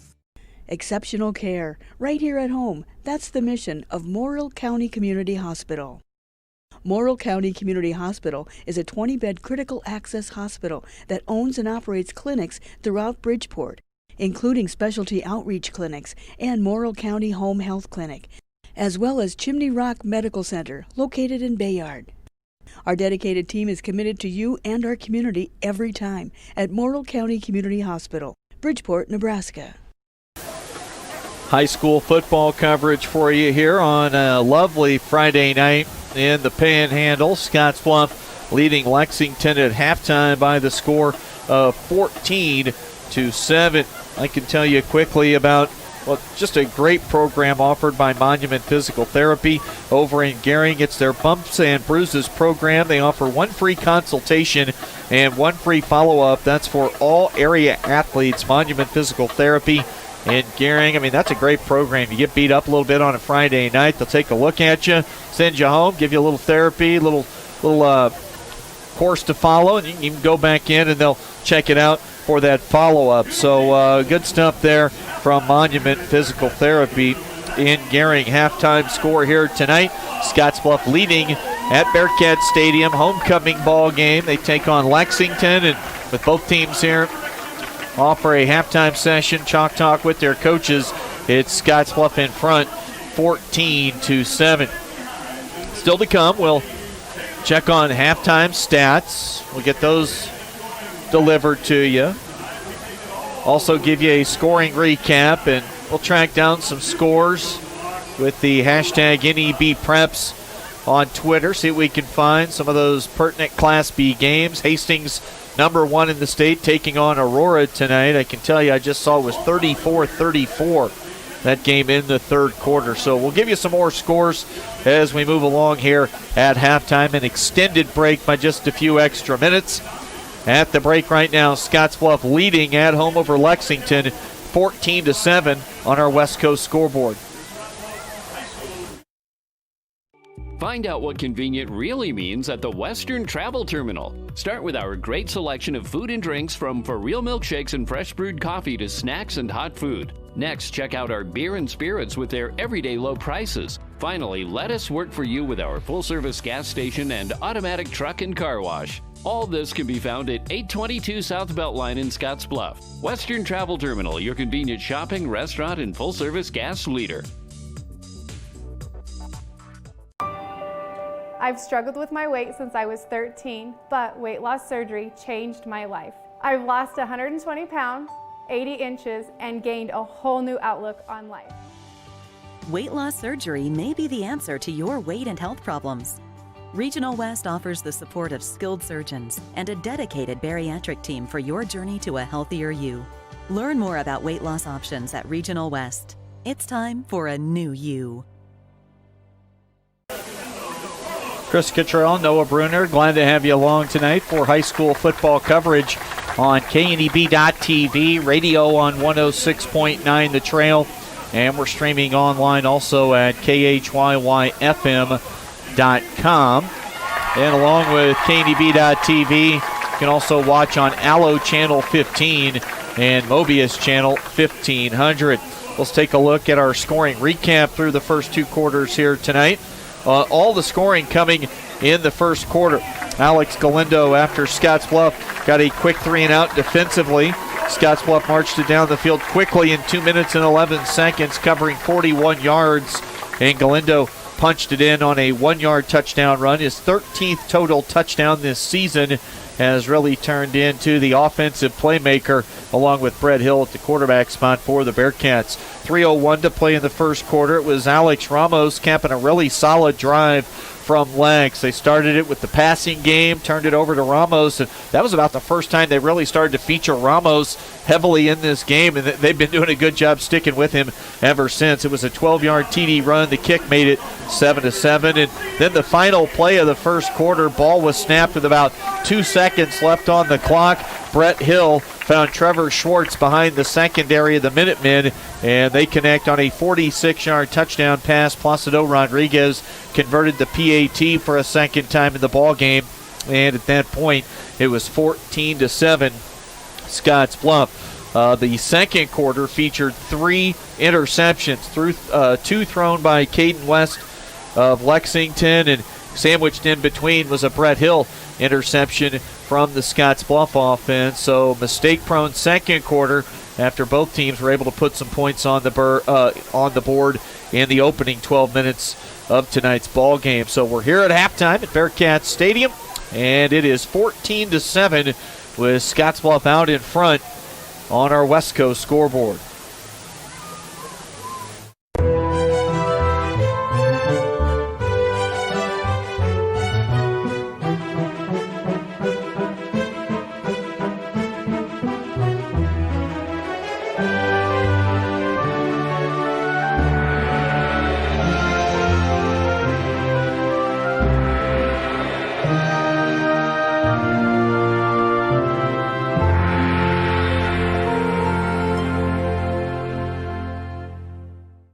Changing leaf colors means yard work. Your friends at Tri-City Stormwater wants to remind you of the proper way to dispose of fallen leaves. Leaves make great mulch for trees and bushes and compost for future gardens. The city also has yard waste bins, so they can dispose of all your leaves at the city compost facility. Always keep your leaves out of the gutters. Not only do they cause clogging and flooding, they can pollute our waterways by causing nutrient overload. So keep your yard looking good and your drinking water safe, because it's our water, our responsibility. Chris Cottrell, Noah Brunner back with you here at halftime tonight. Scottsbluff with the lead at home over Lexington. Just maybe not what people were expecting tonight from the Cats. Off 3 straight wins against Custer. The impressive home win 27-20 against Grand Island Northwest. And then last week also impressive, quite honestly, 35-0 on the road. Alliance has some big dudes, some playmakers. And after Alliance fumbled going into the end zone in a spot that could have tied the game late in the first quarter, that turnover just really shifted the momentum and the total flow of that football game. Alliance turned in a bunch of penalties in the game. Scottsbluff just marched and rolled their way 35-0 tonight, just 14-7 here at the break. Let's get a look at some of these halftime statistics here in just a moment. We'll turn things over to Noah for a look at in-game stats, brought to you by Paul Reed Construction and Supply. They've been in business for over 35 years, headquartered in Gering. The company provides an array of services ranging from commercial and industrial building construction to heavy highway earthwork and installation of underground utilities, as well as the rock pile division service and equipment. That's Paul Reed Construction on 10th Street in Gering. What are we looking at with some of these numbers there, Noah? Well, we discussed earlier that how stout Alex Galindo is, and this Lexington defense is doing a really good job of keying on him, and they limit him to 2 yards in the first half. He's only got that 1 yard touchdown, and Jackson Ostick pitches in 51 yards on the ground, and Brett Hill's been efficient. He's got 116 yards on 6 of 8 passing. He's got a touchdown and a pick in there. Alex Galindo, he's got 14 yards receiving, and Trevor, we saw him have that big catch of 46 yards and a touchdown. Christian Arnold also pitching in 47 yards in the air. On Lexington's side, really all we're seeing is Alex Ramos. He's got 93 yards rushing. Outside of that, we really haven't seen a whole lot. And Caden West pitches in 22 yards of passing with 2 picks on that, and Rodriguez pitches in 15 yards receiving. So outside of Ramos, really we haven't seen a whole lot. So Scottsbluff's really going to have to key on that on Ramos in the second half. Yeah, they came in averaging 114 a game rushing. Scottsbluff came in allowing 112 a game rushing, and You mentioned Ramos already with 93 yards, and he looks pretty good. He's a good high school back. Yeah, he's a very physical runner, and like we said, even those short runs, he falls forward and he gets 2-3 extra yards, so that oftentimes stacks up to pretty good yardage. Yeah, and so you add the physical nature, plus he's made plenty of guys miss in the backfield, and then if he gets loose, boy, he can really pick up some chunks in a hurry. Ramos has 93. Back to the Scottsbluff run game. You mentioned Ostick, and really, what'd you say his total was? 51, and his first carry of the night went for 33. So outside of that one chunk run, this Lexington defense has been stout against the rushing game, and they've had multiple really strong form tackles where they just really kind of decleated a Scottsbluff running back and stopped them in their tracks. Yeah, credit this Lexington coaching staff for, after a couple explosive plays, they really make good adjustments and limit those plays afterwards. So they're doing a very good job of staying aggressive and being physical and really bringing it to the Scottsbluff offense. There you have it, some halftime stats, again brought to you by Paul Reed Construction and Supply and the Rockpile Division Service and Equipment, 10th Street in Gering. Halftime score from Bearcat Stadium, it's the Cats on top of Lex, 14-7 on the West Coast scoreboard. You may look forward to spending the seasons with family in your home, but not when these critters come knocking on your door. That's where Benzel Pest Control saves the day. Family owned since 1976, we provide prompt, professional, and efficient services to keep your home or business safe and secure all year round. With 3 generations and more than 4 decades of service to the Nebraska Panhandle and Southeast Wyoming, Benzel Pest Control is the only name in all seasons pest defense. When you call Gering Valley Plumbing and Heating, you will have options. Repair it, rebuild it, or update it. Whether your furnace stops working or your bathtub won't drain, Gering Valley Plumbing and Heating provides the services you need to be comfortable. Weekends, holidays, or late nights, we will be there. With over 30 years of service, our certified technicians and cutting-edge technology can keep your systems running at their peak efficiency. Gering Valley Plumbing and Heating, every time we enter your home, we leave it a better place to live. Are you looking for the perfect place to hold a wedding, family reunion, holiday office party, or business meeting? Well, look no further. The Hampton Inn and Suites Hotel and Conference Center is just the place for you. We're a full-service banquet facility that can host up to 400 of your guests. Stop in and see our spacious open-concept meeting rooms and begin planning your special event or family gathering today. Let us do the work for you so you can enjoy your guests. For personal service, stop by the Hampton Inn and Suites front desk. Hi, I'm Michelle Perkins of Remax Regency. After branching out, I've returned home to my roots, to the land from which I came and my family has held for 5 generations. Michelle truly understands what home means and treats you like family as she guides you through the buying and selling process, bringing the latest pricing tools that are not currently being used in this area to sell your home at the highest price in the least amount of time, and to ensure that you do not overpay when buying. So just give me a call, kick back, Remax, and settle down. Chris Cottrell, Noah Brunner, glad to have you along tonight on the Rural Radio Network, TV and radio for our broadcast. If we've got our Lexington viewers watching back in central Nebraska, be proud of your young men here tonight, really playing hard and playing well for some of these stretches here out west against the Bearcats. 14-7 is our score here at halftime, and we'll take a look at some halftime scores or some scores just really at any point of a ball game here in just a moment. That includes Gering at home tonight taking on McCook. We'll get to some scores around the state when we come back right after this. It's 14-7, Scottsbluff leading Lexington by a touchdown right now on the West Coast scoreboard.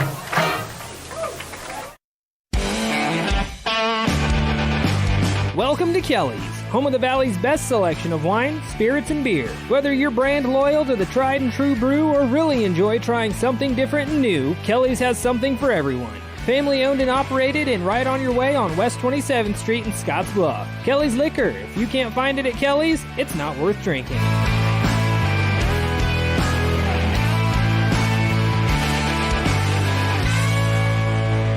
At At TC and More in Scottsbluff, we believe it's the little things that make your house a home. Start with home decor. Brighten up any room in your house with flags, wall decorations, and custom art pieces. Next, brighten up your wardrobe with clothing and accessories like jewelry and purses from the Myra collection. And remember, seniors and military members receive an additional 10% discount. Visit our website, tcandmore.com, and like us on Facebook, TC and More, 1621 Broadway, beautiful downtown Scottsbluff.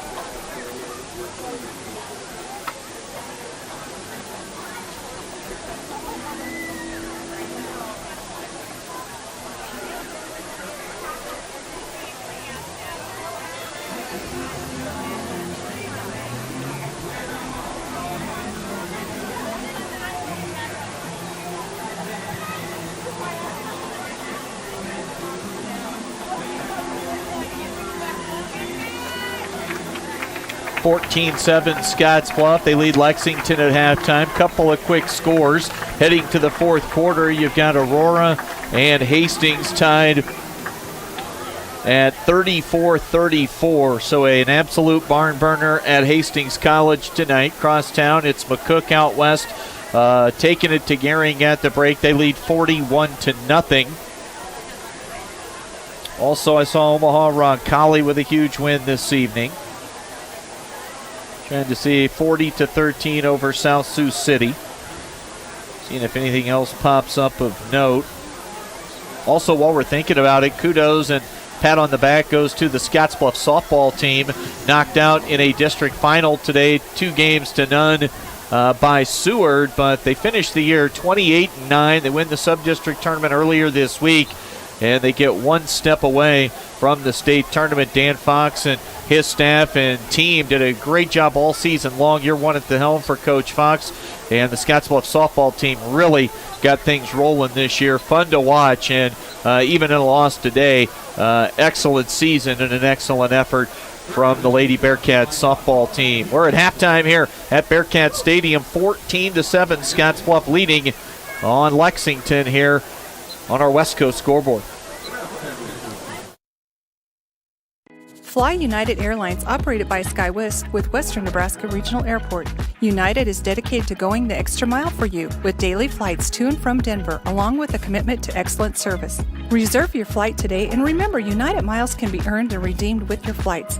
While at the airport, stop and enjoy authentic Italian food at Roma Italian Restaurant. Plus, Hertz Thrifty Car Rental is there for your car rental needs. Make life easier, relax, and get on board with Western Nebraska Regional Airport. At 21st Century Equipment, we're proud to introduce the new Build Your Own tool. Build the John Deere you've been wanting and see how affordable it really is. Visit 21stcenturyequipment.net to build your own compact utility tractor, mower, or gator. It's easy to add implements, attachments, and view financing options. Build the exact tractor for your needs at a price you can afford, all from the comfort and safety of home, with the new Build Your Own tool at 21stcenturyequipment.net.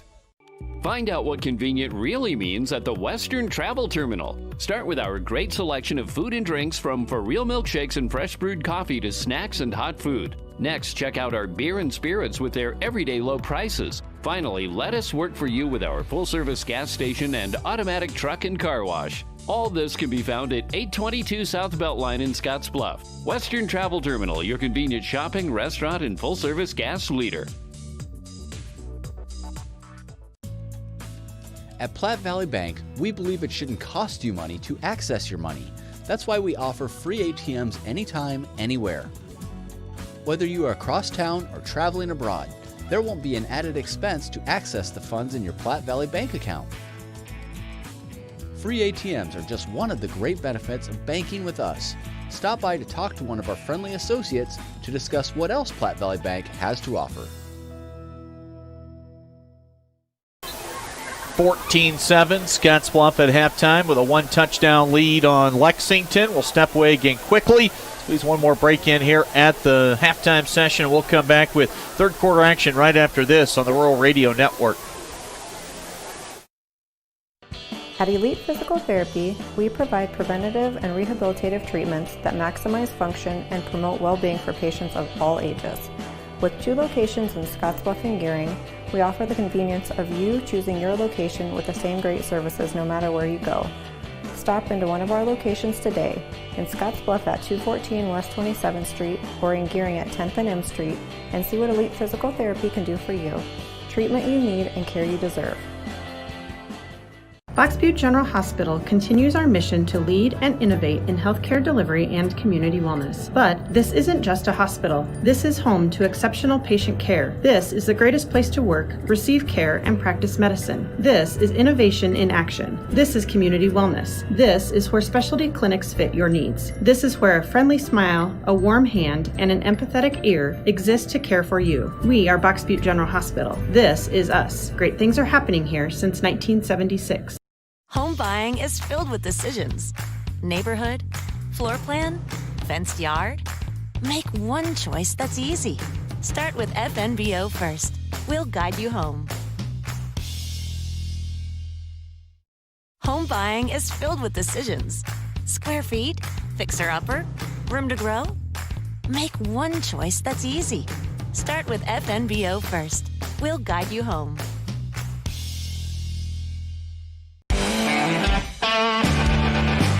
Welcome to Kelly's, home of the Valley's best selection of wine, spirits, and beer. Whether you're brand loyal to the tried and true brew or really enjoy trying something different and new, Kelly's has something for everyone. Family owned and operated and right on your way on West 27th Street in Scottsbluff. Kelly's Liquor. If you can't find it at Kelly's, it's not worth drinking.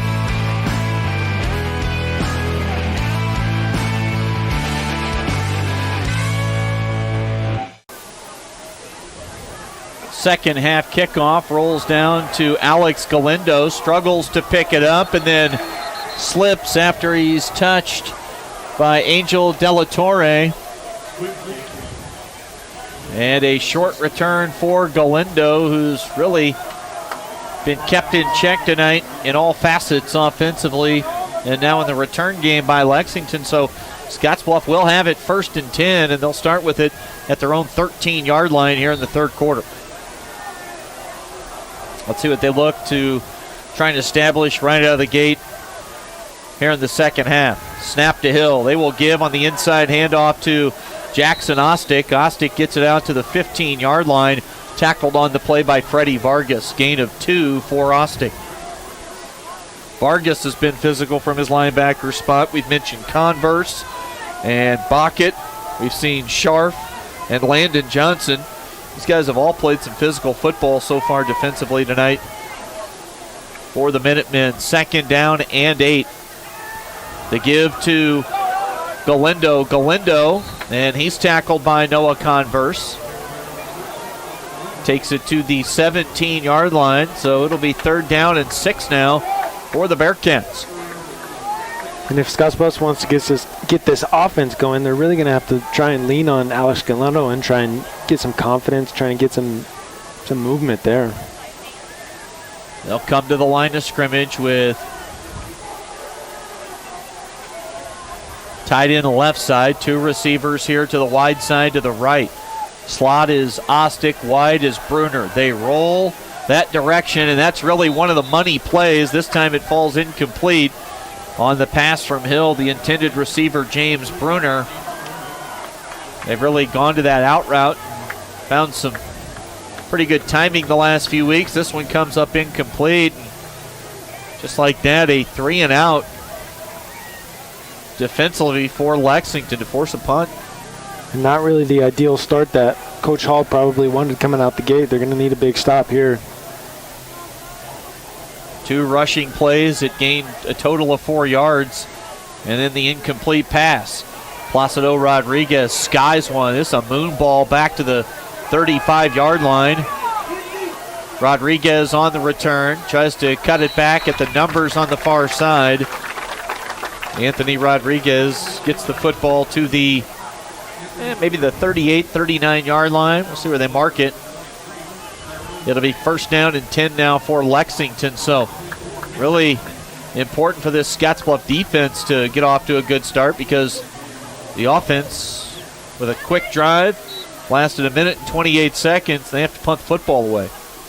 Yeah, and they were kind of pinned back deep in their own area, and that was a pretty good punt. Flipping the field position. Now they're going to have to take advantage of it, try and get a stop here.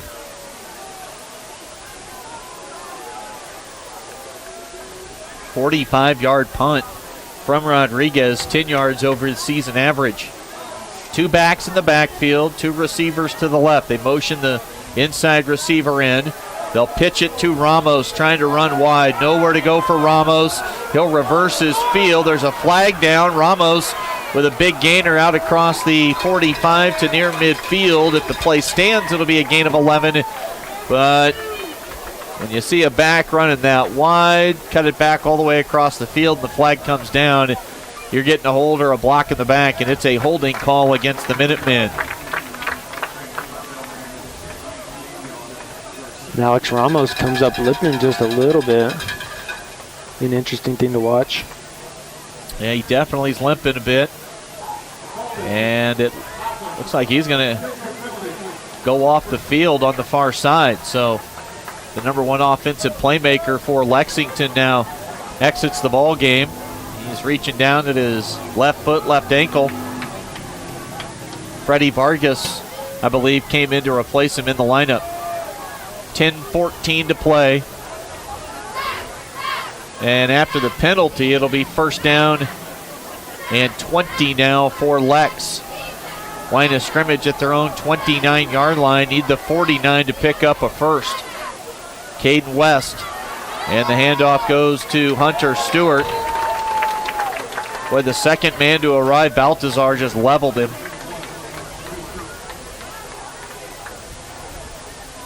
Pickup of 3. And we'll give him 4 out to the 33-yard line. Second down and 16 for Lexington. They trail Scottsbluff 14-7. 9 minutes and 30 seconds to play in the third quarter. McCook crosstown all over Gehring at halftime, 41-0.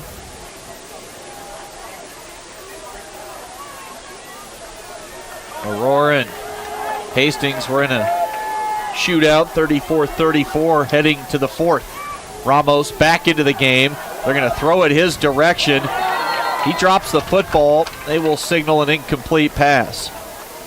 Everybody wanting to dive on it, rightfully so. You just never quite know, especially a defender, if that ball was thrown laterally or backwards. So incomplete pass brings up third down and 16. Scottsbluff rotating guys along the defensive line. Right now it's going to be Torres on the nose, Mogg left side, and Simons on the right. And Lexington's trying to do whatever they can to get the ball in Ramos' hands. Doing a good job of trying to get the ball in those playmakers' hands.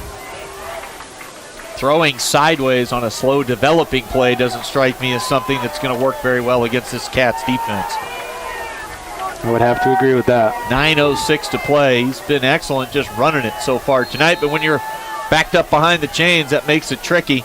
And now we get a timeout taken by the Minutemen. 9:06 to play. Nope. Delay a game to call. Saw their coach walking out onto the field to the numbers far side. Now, maybe we'd seen a timeout ahead of this 3rd and 16, but now it's going to be 3rd and 21 after the 5-yard mark-off against Lex. 9:02 to play. Snap to Caden West. He looks back left. This ball's intercepted by James Bruner, and that'll be a walk-in pick 6 the other direction.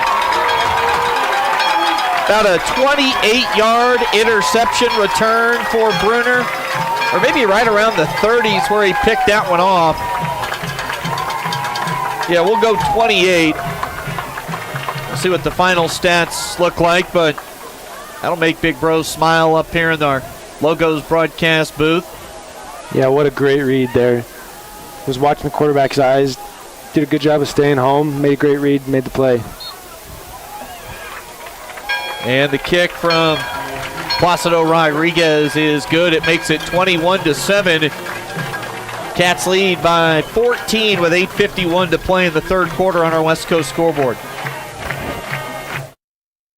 At TC & More in Scottsbluff, we believe it's the little things that make your house a home. Start with home decor. Brighten up any room in your house with flags, wall decorations, and custom art pieces. Next, brighten up your wardrobe with clothing and accessories like jewelry and purses from the Myra collection. And remember, seniors and military members receive an additional 10% discount. Visit our website, tcandmore.com, and like us on Facebook, TC & More, 1621 Broadway, beautiful downtown Scottsbluff. Plant seeds of safety around irrigation equipment. Here are some potential hazards. Avoid moving irrigation equipment on windy days. Never try to remove an irrigation pipe that is contacting a power line. Keep spray from irrigation systems away from power lines. Make sure wiring is always grounded properly. Stay away from irrigation systems during lightning activity. We should always promote safety in all fields of endeavor. This message is brought to you by Chimney Rock Public Power, your touchstone energy partner, the power of human connections. No wind out here, Noah, and Placido Rodriguez says, that's cool with me. Blast one into the end zone for a touchback. And Lexington will start with the football at their own 20-yard line. Aurora gets the win tonight at Hastings. So a major development there in Class B tonight. See if we can find the final.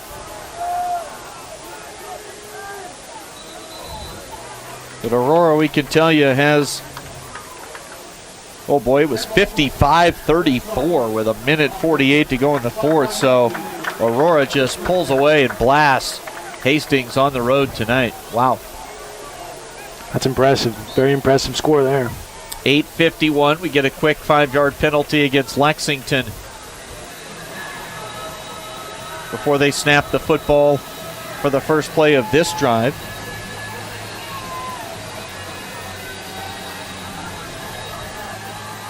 $8:51 to play in the third. Caden West in the pistol formation, shotgun, whatever you choose there. We'll go with the pistol, got the back behind him. They will give it to Ramos, and Ramos is stopped behind the line of scrimmage.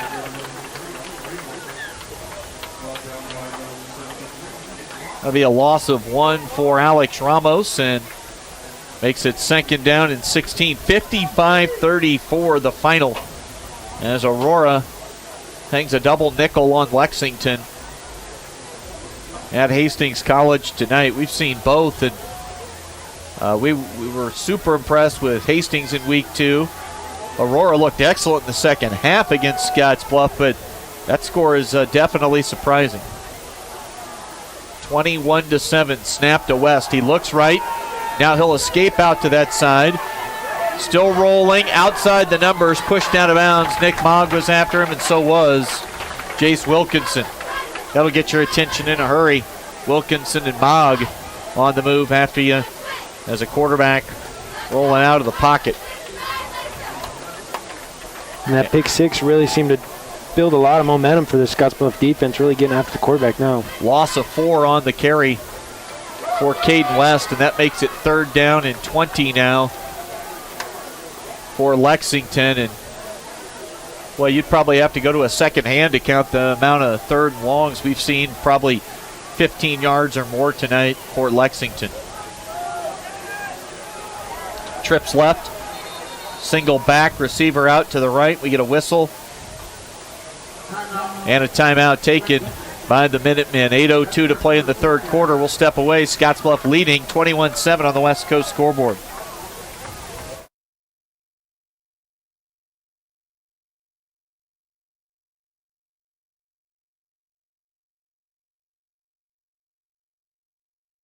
At 21st Century Equipment, we're proud to introduce the new Build Your Own tool.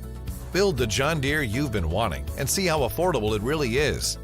Visit 21stcenturyequipment.net to build your own compact utility tractor, mower, or gator.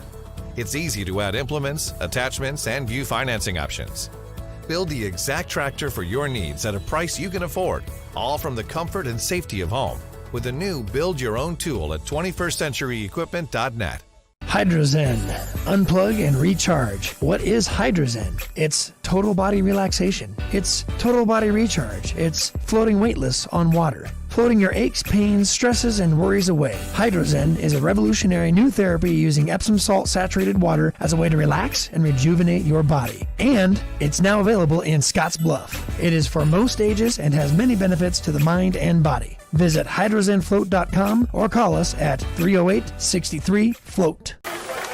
James Bruner, a tackler there, also Chance Simons. That was a 4th and 20 play. They pick up 8 on the pass connection from Caden West to Harold Pineda, and that'll make it 4th down and 12. For more than 125 years, Wells Fargo Advisors has created wealth management and investment strategies aimed at achieving their clients' personal financial goals. Call Ryan Windhorst at 632-7561. Together, you'll go far. Punt bounces around the Lexington 45. Down there by Isaac Scharf. And the Cats will take over possession. 1st and 10 at the Lex 46-yard line. So, plus side of the field here, Noah starting position. I'm going to go out, I'm going to say play action, go for the home run ball here. Yeah, I would have to agree, yeah. And a score here would really put it almost out of reach here.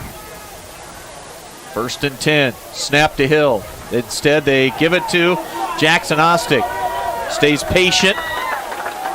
Cuts back the run as he got outside the numbers here near side. And Ostick inside the 40 to the 39, a gain of 7. It'll be 2nd down and 3 now for Scottsbluff. They've got everything at their disposal as they come to the line of scrimmage on this play call. Double tight end set. Wilkinson, the wing back right. Galindo now, the halfback to the left to Hill. They give to Alex. Alex finds some running room. And he gets knocked to the turf by James Hernandez, but still nice run from Alex Galindo. Line of scrimmage was the 39-yard line. And they'll spot the football at the 28 for a gain of 11 for Galindo, his longest run of the night. Yeah, and oftentimes at this point in the game, Coach Hall just wants to establish that line again, really pound the ball. Ball right hash, 6:25 to play in the 3rd quarter. Give to Ostick. Ostick to around the 24. That'll be a gain of 4, and they'll set up 2nd down and 6 now for the Bearcats. 6 minutes and 12 seconds to play here in the 3rd quarter. Cats lead the Minutemen 21-7. Top-ranked team in Class B, Hastings. Got obliterated in the 4th quarter tonight at home by Aurora. Gave up 21 unanswered.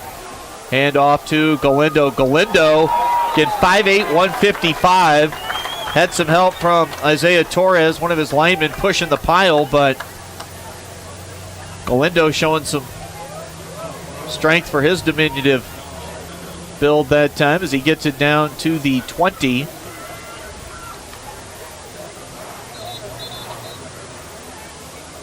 And now we've got an injured player in the secondary. I think that's Vargas down. So it sets up a 3rd down and 2 now for Scottsbluff.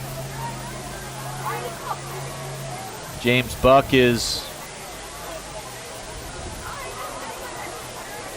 out to take a look. That looks like a cramp.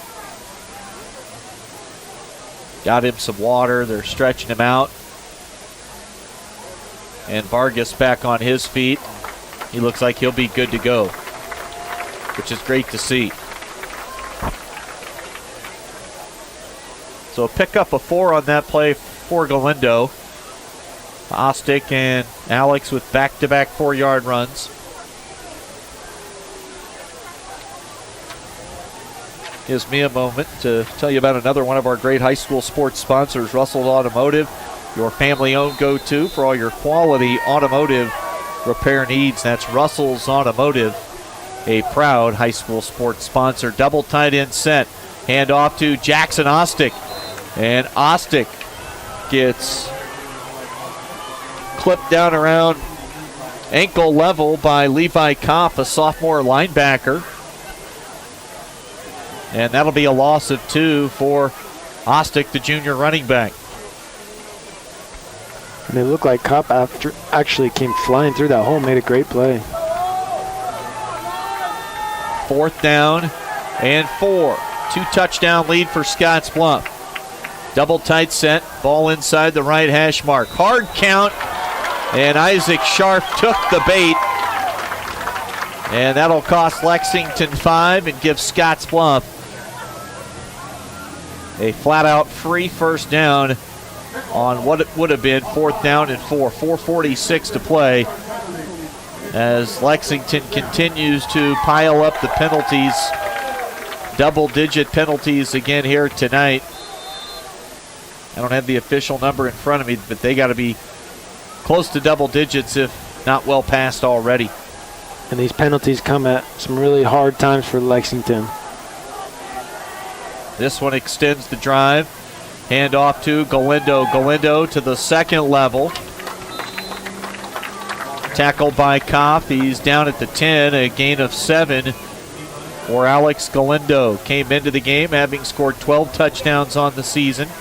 Registered his 13th of the year in the first quarter. Scottsbluff leading 21-7. Scottsbluff is +1 tonight in the turnover battle. We come up on 4 minutes to play. They'll give it to Ostick. Ostick runs right. Tried to cut back, slipped down at the 6. So a gain of 5, and that'll be a first down for Scottsbluff. Inside the 10-yard line, just outside the 5. 1st and goal now for the Bearcats. Really trying to put this one away. They can find pay dirt here on this drive.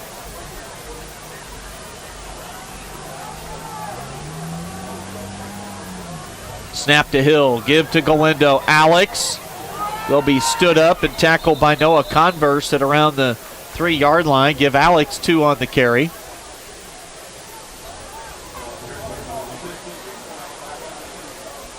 And if they're able to finish this one off, this is a very statement drive for the Scottsbluff Bearcats. We're at 3 minutes and 13 seconds to play. Hill in the gun. 2 tight ends. And everything there looked disjointed.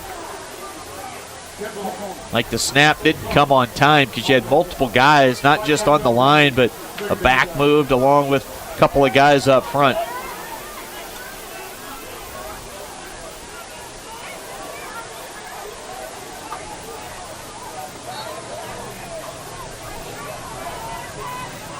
So after the 5-yard mark off for the false start, 2nd down and goal from the 8, under 3 minutes to play in the quarter.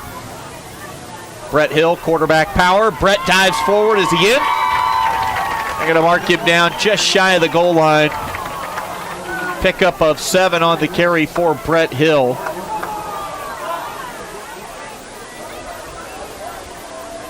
Brett's true rushing attempts, Noah, have been coming down little by little each week with the development of the 2 guys in the backfield, and they can't afford anything to happen to Brett Hill. So some of those design runs, they're just not seeing as many of them here in the last few weeks. And when we do see him, it really catches the defense off guard like it did there. He just came up just a few inches short.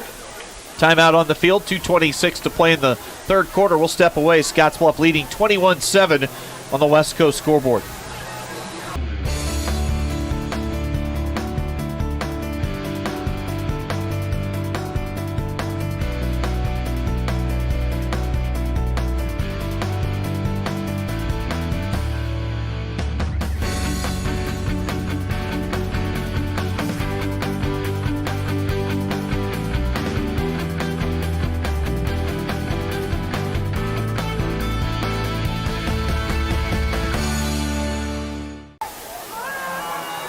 Out of the timeout, fresh play call, and Brett Hill hands it off to Alex Galindo.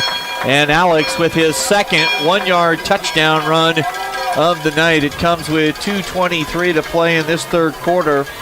Galindo scores his 14th touchdown of the year, both tonight from short range. And Scottsbluff leads 27-7 with the PAT now on the way. And that is wide left, so it stays a 20-point lead 2:23 left in the third quarter. We'll step away again. Cats up by 20 right now on the West Coast scoreboard.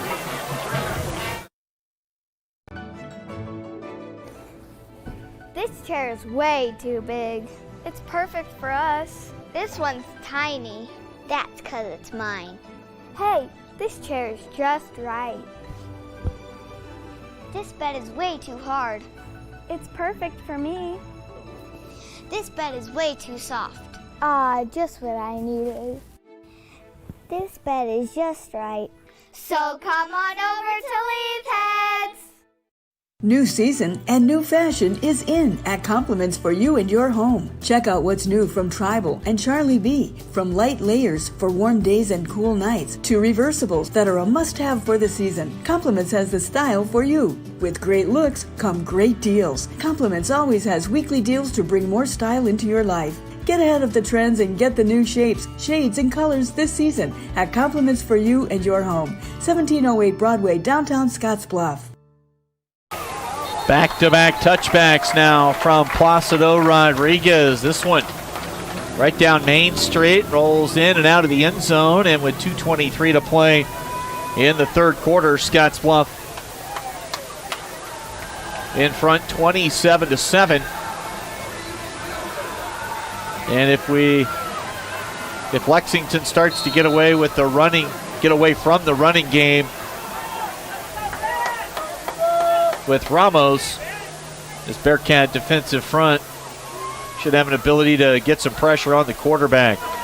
Boy, Tyler Smith was late getting onto the field, so not sure if he was player number 11 or number 12 to get on the field. I don't see a flag, so he must have been number 11, but short gain, not too much more for Ramos. He picks up 2. Yeah, it looked like he came flying in right there and just barely caught the last end of that play.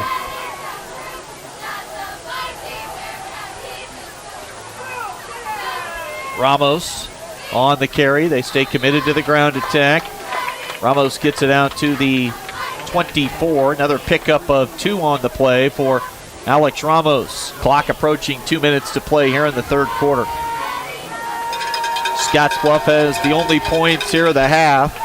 A James Bruner interception return for a touchdown and an Alex Galindo 1-yard TD run.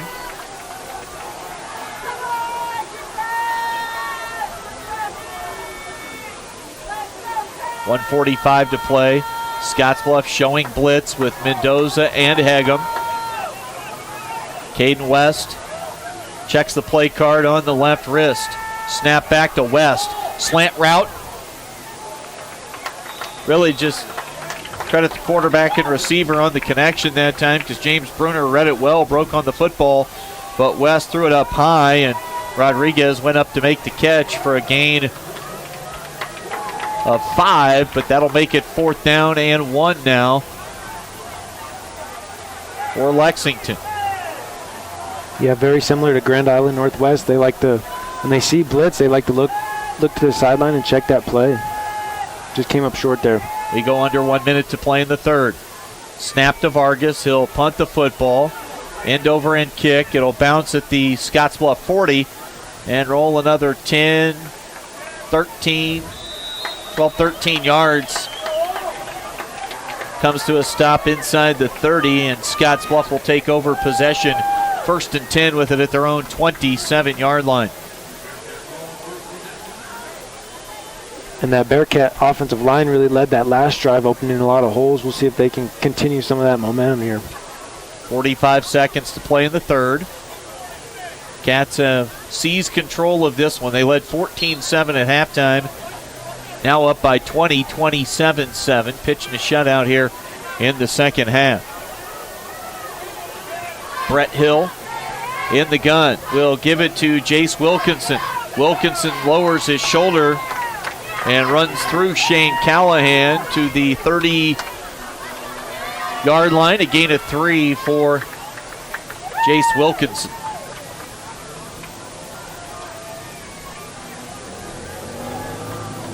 Jace goes 6 feet, 180. This time they come back to Alex Galindo. Hunter Stewart stops Galindo in the backfield.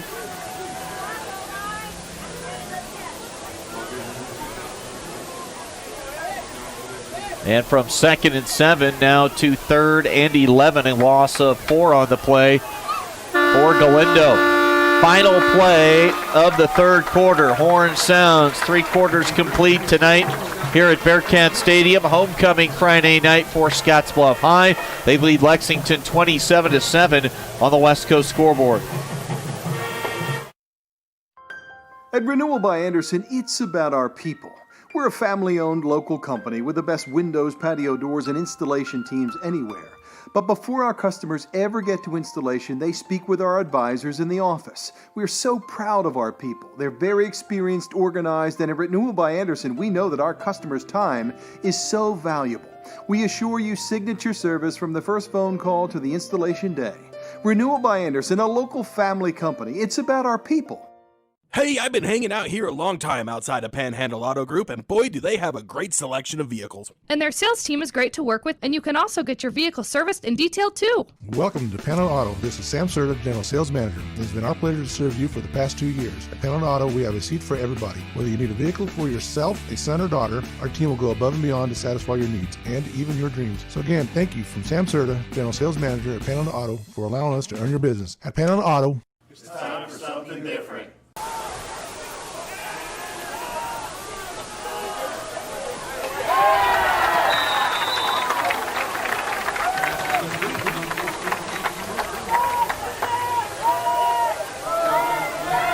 How long was that completion? 11, I think. Okay.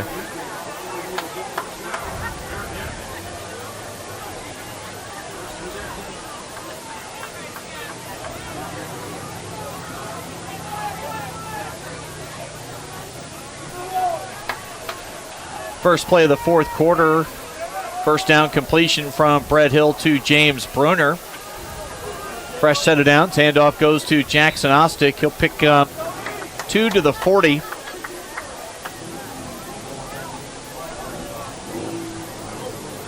It'll be 2nd down and 8 now for the Cats.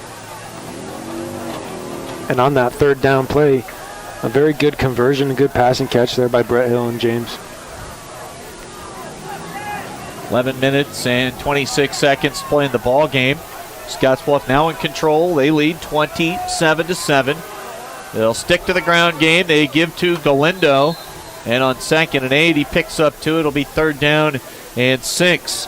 Contact Jennifer Urdialis, your local 5-star lender with Castle & Cook Mortgage for a simple, friendly, and fast loan process for your home purchase or refinance. Contact Jennifer today. Castle & Cook Mortgage, the key to your castle. 3rd down and 6 for the Cats. Double tight end set. Hill takes the snap. Play action pass. Now a straight drop. Brett looks, waits, fires. Pass will skip. And that ball hit the turf at around the 35. The intended receiver was Alex Galindo. On coverage was Julio Rodriguez for Lexington. So time to punt the football away now for the Bearcats with 10:45 to play in the ball game. Yeah, Lexington has done a very good job in the second half of limiting those explosive plays. And really we haven't seen a whole lot out of this Scottsbluff offense other than good patient runs. And that came on a short field. That last touchdown drive from Scottsbluff capped off with a 1-yard run from Alex Galindo. Punt from Rodriguez. Gets a nice spiral. That'll curl back towards the middle. And a fair catch called for and made by Anthony Rodriguez.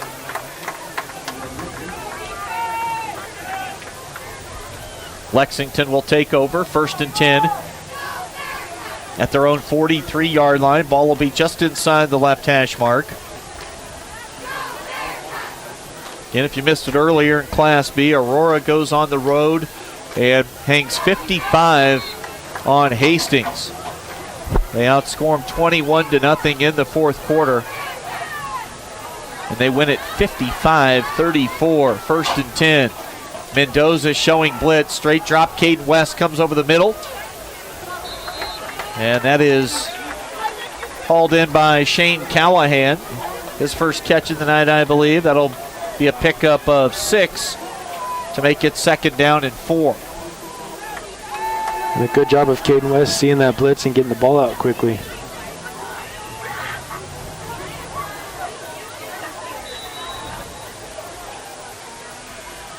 Now we get a whistle and a timeout taken by Scottsbluff. Our other ball game tonight on the Rural Radio Network. Gehring hosting McCook. It was 41-0 at halftime, with McCook with the big lead. End of 3 score earlier. It was 48-0. Oh, we got the T-shirt cannon up, huh? It's not worth it, Noah. It's not worth it. I'm not sure I can reach Hey, it's on top of our window. We're not making a play for that. I don't know if we have anything in here that can knock it off. I don't think so. Don't throw your wallet. Make sure we don't throw your wallet to try to knock that T-shirt off. Not sure I got long enough arms to reach that one. And he does not. Hey, I see Jacob Krull down in the stands tonight, watching the Bearcats.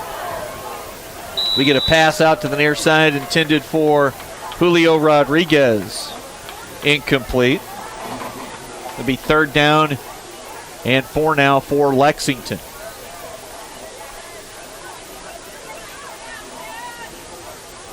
Scottsbluff with 10:07 to play. They lead this game 27-7. 3rd and 4 for the Minutemen. 2 receivers here to the right, 1 to the left, single back in the backfield to the left of West. That's Alex Ramos. Snap to West. He'll drop straight back. Now step up and he'll go down. Tyler Smith with the sack of Caden West. First sack of the season for Tyler Smith.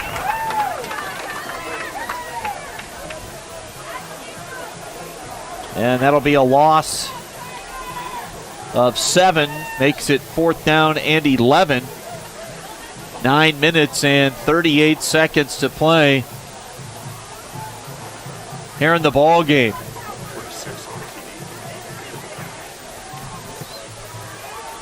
Punt sails across midfield. Jose Rodriguez calls for the fair catch and makes the play at around the 42, 43-yard line. Scottsbluff will take over possession with 9:24 to play. Mentioned Jacob Krull in the stands tonight. If Jacob Krull does not get hurt, last year in the playoffs, I think they pick up that state championship game win over Scott.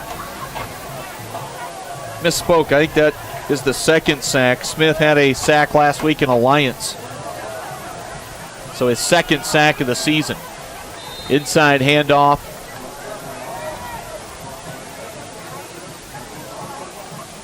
Goes to Ostick, and Jackson picks up 2.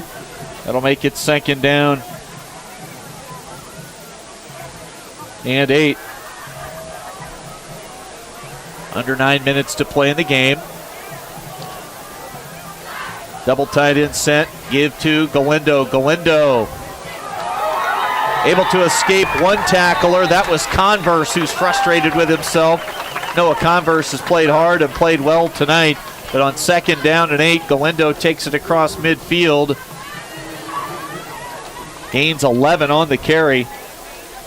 Yeah, instead of a gain of 2, he gets a gain of 11. Good job of getting those yards after contact. Converse can't believe Galindo got away from him. Snap to Hill. Play action pass. Brett kind of floating, drifting to his right. Took a big shot from Scharf. Hoist the ball downfield. Incomplete. Wanted Trevor Schwartz, but Brett Hill took a big shot from Isaac Scharf, 6'2", 210. And Brett never saw him until right as he kind of shifted those shoulders to throw that pass. We've got an injured Minuteman down at around the Scottsbluff 48-yard line. Didn't see what happened there.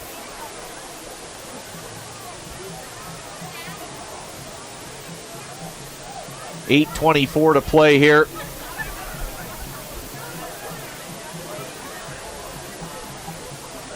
in the fourth quarter.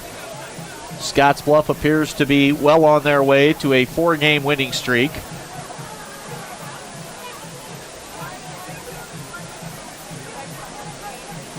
Official record with the NSAA would jump to 3-2. And with a huge game on deck next Friday on the road at McCook.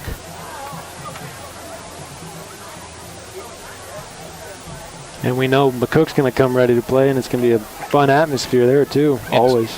Talking with head coach Jeff Gross earlier this week ahead of their Gearing matchup, he said they were in the game with Aurora last week until they fumbled the football and wound up going down by a couple of touchdowns and couldn't get themselves back in it in the fourth. And after what we saw tonight, that tells us McCook is probably playing pretty good football right now after what Aurora did on the road at Hastings, scoring 55 points. Yeah, I think McCook and Scottsbluff are very similar because after watching Scottsbluff and Aurora play, Scottsbluff really dominated that first half and then really beat themselves up in that second half. So we're going to see a very tough, good Class B matchup next week.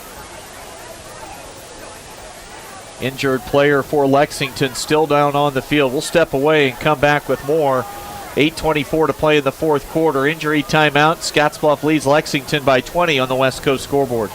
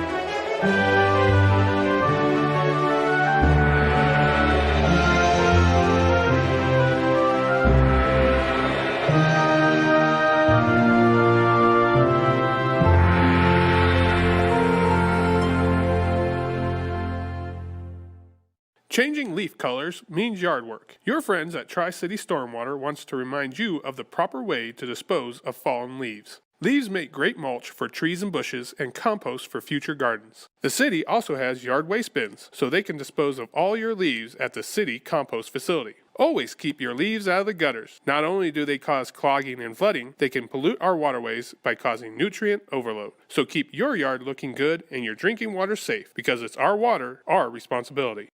Changing leaf colors means yard work. Your friends at Tri-City Stormwater wants to remind you. And that'll bring up a fourth down now for the Bearcats. 7:33 to play in the game. Looked like he put Ostick in a pretty decent position to catch that ball, just wasn't able to bring it in. Brett does not hesitate to throw back across his body, across the middle of the field if he has to. He's definitely shown a lot of confidence in his own abilities. Now Rodriguez, the old drop snap, disjointed punt, throws off the timing of everything, and Scottsbluff's going to get a penalty called against Lexington. Probably, we'll see what the signal is running into the kicker, so it'll be a 5-yard penalty.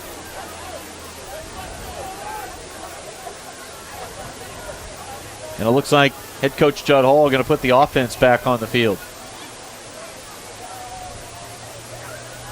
I believe this should be a 4th and 1.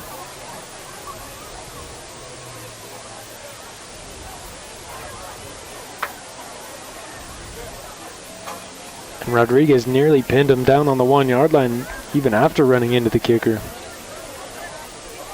Only went a few yards into the end zone. So running into the kicker. They'll advance the football 5 yards. Scottsbluff will have it 4th and 1. So it would have been a touchback at the 20.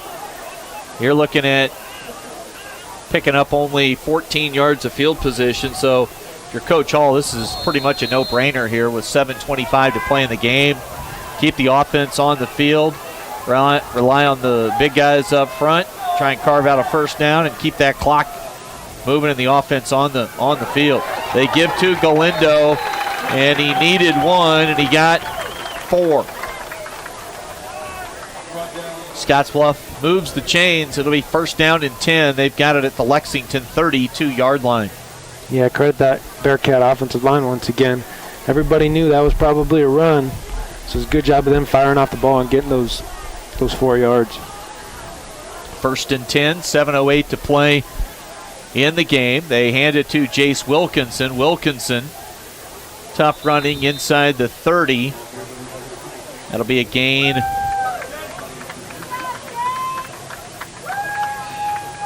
of 2, sets up second down and 8.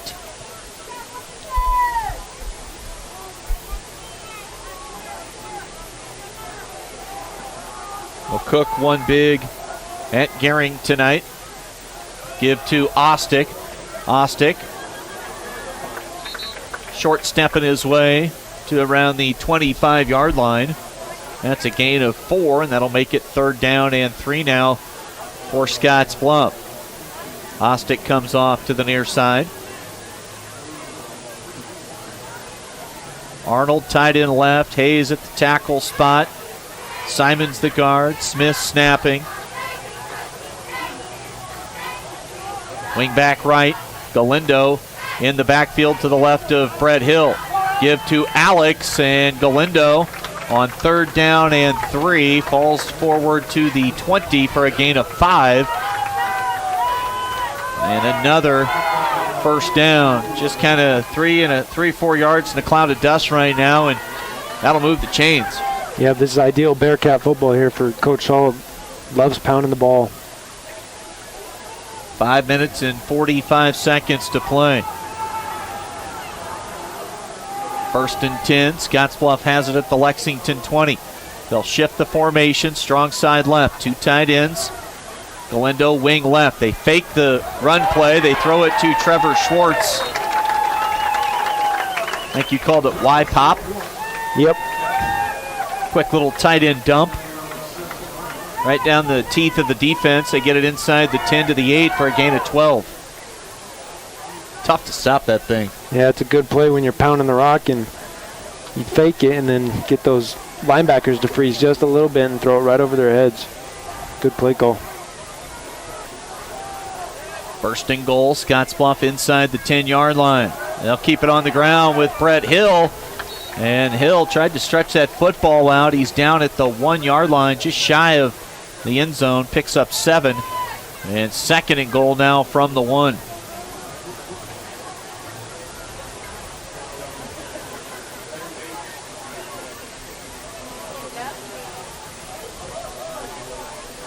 Under 5 minutes to play in regulation. 27-7. Scottsbluff looking to tack on another.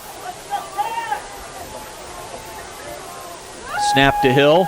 They'll run off right side, and he did not get there. Tackled for no gain. Hunter Stewart, and who else really made that big stick along the defensive line? That might have been Bockett. Nope, Neben. Caden Neben, 6'1", 195, a senior. Good stop. They'll run that direction again. This time Brad Hill converts. And with 4:07 to play,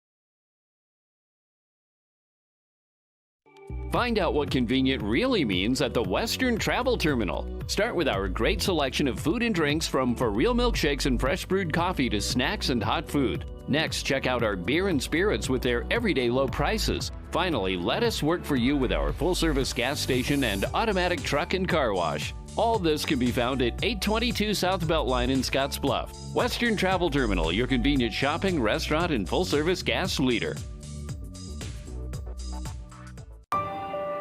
I've struggled with my weight since I was 13, but weight loss surgery changed my life. I've lost 120 pounds, 80 inches, and gained a whole new outlook on life. Weight loss surgery may be the answer to your weight and health problems. Regional West offers the support of skilled surgeons and a dedicated bariatric team for your journey to a healthier you. Learn more about weight loss options at Regional West. It's time for a new you. I've struggled with my weight since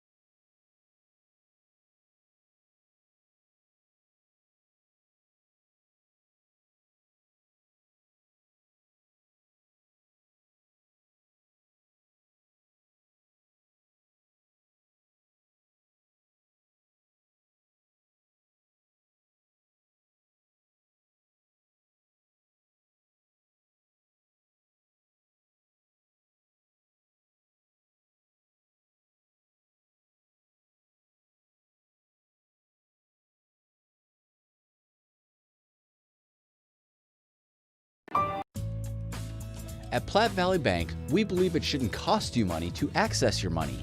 That's why we offer free ATMs anytime, anywhere. Whether you are across town or traveling abroad, there won't be an added expense to access the funds in your Platte Valley Bank account.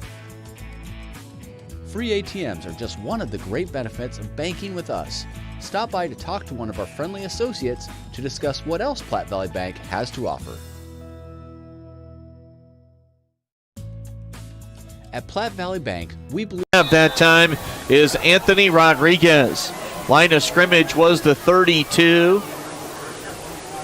Pickup of 33 as West connects with Anthony Rodriguez. Rodriguez went up and high-pointed that ball and hauled it in over the defensive back. Yeah, what a great catch there. Got his feet in there right along the sideline.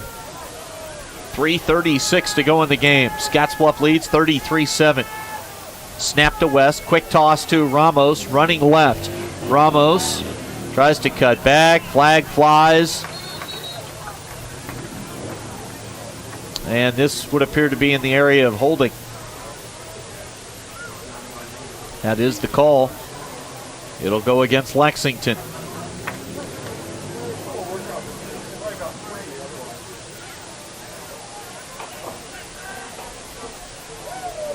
We're down to 3:24 to play in the game.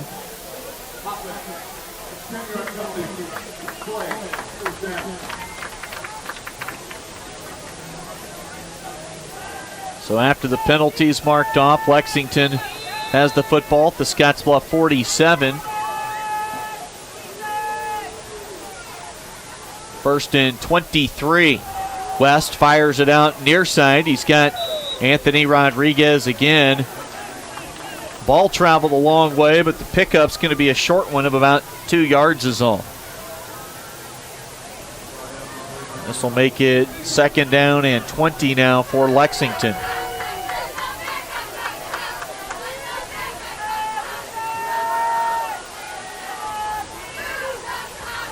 In the shotgun, West looks left, steps up, fires over the middle. Pass is caught by Julio Rodriguez. Jose Rodriguez tracks him down, tried to punch that ball out from behind, but Rodriguez, Julio on the catch. Gets it down to the 6, a gain of 38 on the play for Lexington. They try and build some momentum here late in the ball game to carry them through into next week. Slant route off the shoulder pads of the intended receiver, Julio Rodriguez, and that ball falls incomplete. And Jose Rodriguez getting beat on that last play makes a good play there, breaking that pass up. 2:27 to go here in the ball game tonight. 33-7 is our score.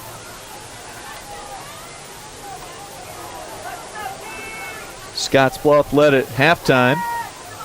14-7 is all. Lex trying to punch one in here late. And the quarterback, Caden West, picks up one, slips down, or maybe slides down, thought better of it. He's marked down at the 5.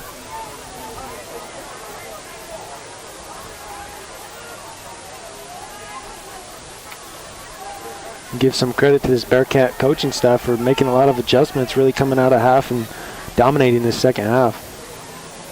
Under 2 minutes to play in the game. 33-7 the score. Pistol formation, Ramos behind West. They'll pitch it to Alex Ramos. He runs left, trying to get to the corner. And they're going to mark him out at the 1. Yep, just shy of the goal line. Gains 4. Alex Ramos on the carry for Lexington. So 4th down and goal. It almost looked like he had hit the pylon on that one. Almost thought they should have called a touchdown. A long ways away from here, though. 1:45 to go in the game. Snap to West. Gives to Ramos. Ramos, and this time he's in. A 1-yard touchdown plunge for Alex Ramos. His second TD of the night. He's got both scores for Lexington.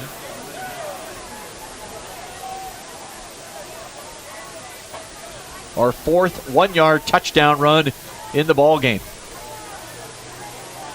Galindo, Hill, and now Ramos. 1:41 to play. Navarrete on to attempt the PAT. And the kick is up. And with 1:41 to play, it splits the uprights, and the score 33-14. Scottsbluff still up big right now on our West Coast scoreboard.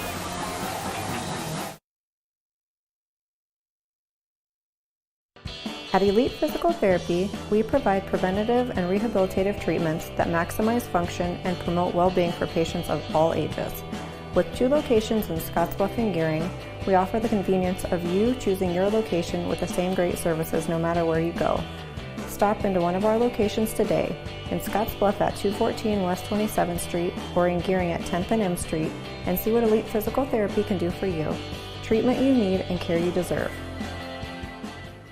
Who is Hydrotex? Hydrotex manufactures and distributes over 300 different high-performance lubricants, including fuel conditioners, hydraulic and transmission fluid, and more. We've been helping customers improve their operations for more than 80 years with products made in the USA. We sell directly to customers and can even deliver right to your door to offer excellent service and value. Our products are made to exceedingly extend drain and grease intervals to reduce maintenance and labor costs to improve the budget. Whether you're in a factory, farm fleet, or like to go fast, Hydrotex is here to help. Visit your local Hydrotex dealer in person or online today. Turner with you tonight from our Logos broadcast booth here at Bearcat Stadium. Little onside kick, and Lexington going to have a shot to fall on that. No signal yet.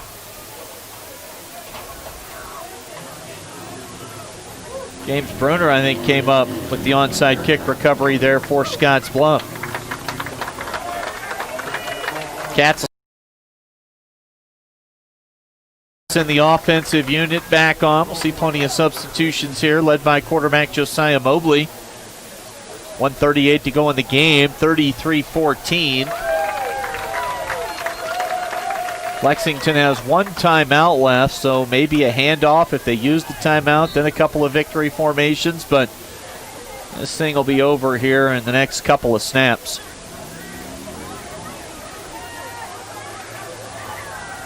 Xavier Garcia and Rodriguez. He runs near side across the 45, tackled at the 46, a gain of 2 for Jose Rodriguez.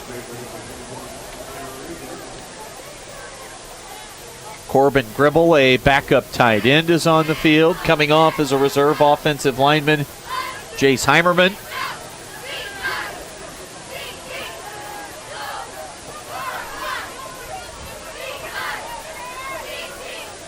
We're down to 65 seconds to go in the game.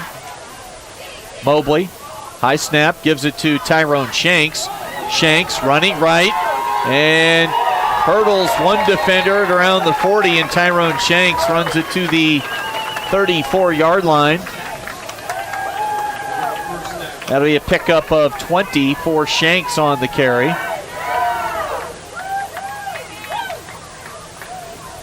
Good block there by Jose Rodriguez. He's about 10 yards downfield taking his guy.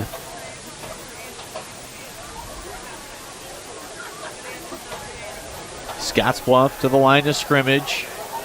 Over the football, double tight end set. Mobley. Hard count, gives to Shanks.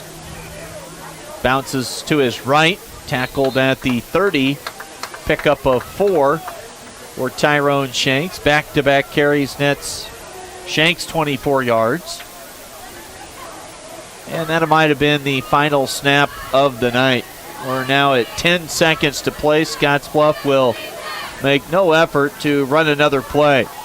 Our final score here tonight, Scottsbluff, a homecoming victory with a final score 33-14. We'll get to our Runs the Post-game show when we come back. Cats win it over Lex 33-14 on the West Coast scoreboard.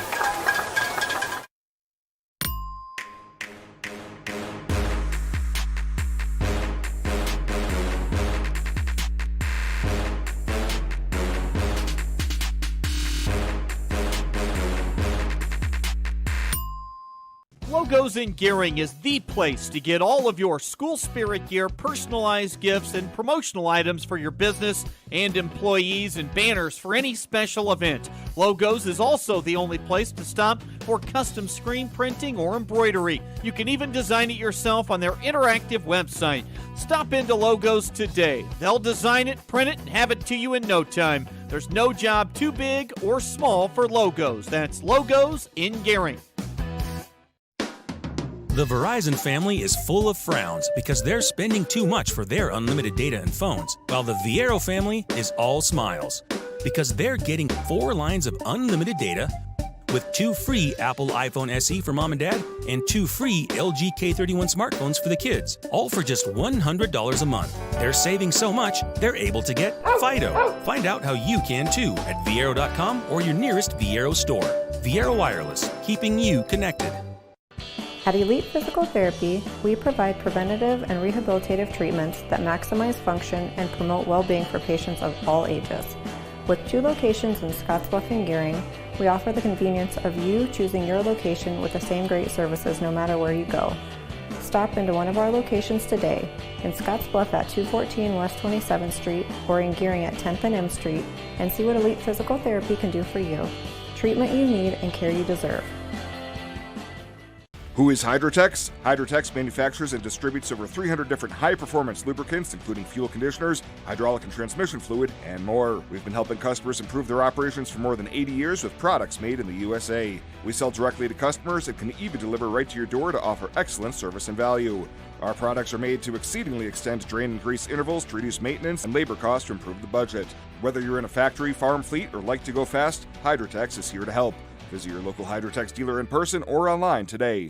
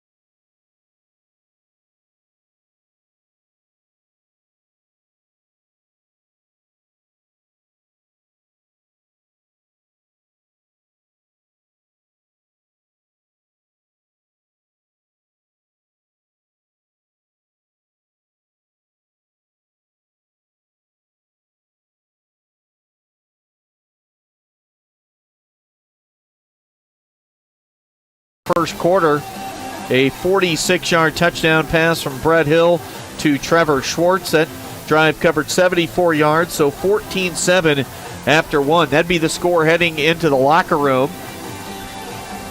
We had 3 combined turnovers in the second quarter. Two picks thrown by Caden West of Lexington, and then Brett Hill threw one. Scottsbluff gets to the locker room, regroup, and they come out and really kind of dominate the proceedings in the second half. The game-changing play of the night was James Bruner's 28-yard interception return. That moved it from a one-score game to 21-7. Alex Galindo late in the third quarter, a 1-yard touchdown run. 4:07 to play in the fourth. Brett Hill a 1-yard touchdown run, so 33-7 at that point. And then Ramos with a late touchdown with 1:41 to play in the game.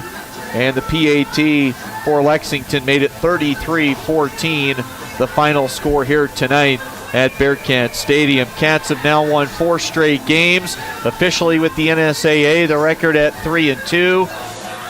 As they are starting to play good football and do it on a consistent basis here in the second half of the season. We'll get to more coming up on our Runza postgame show right after this on the Rural Radio Network.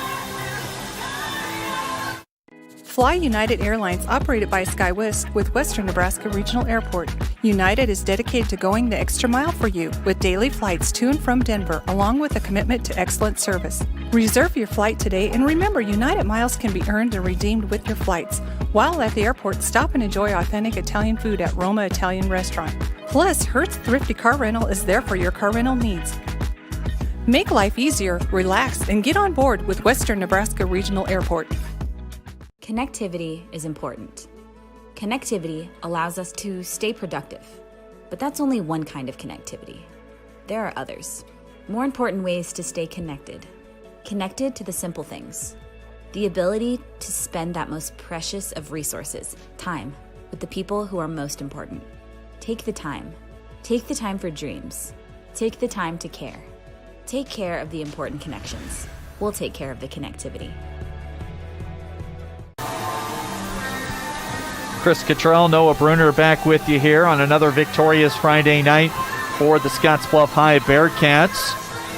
Coach Hall, I know, is making his way up to our location here in our Logos press box, or our Logos broadcast booth here at the press box at Bearcat Stadium. So we'll get Coach into the booth there in just a moment and get to our post-game coaches' comments. 33-14, the final score in this one, as Scottsbluff improves 4-3, the overall record officially from the NSAA. Right now for the Cats, the record at 3-2. 33-14 the final. Head coach Judd Hall joins us now for post-game coaches' comments. And Coach, thoughts on how you guys played tonight?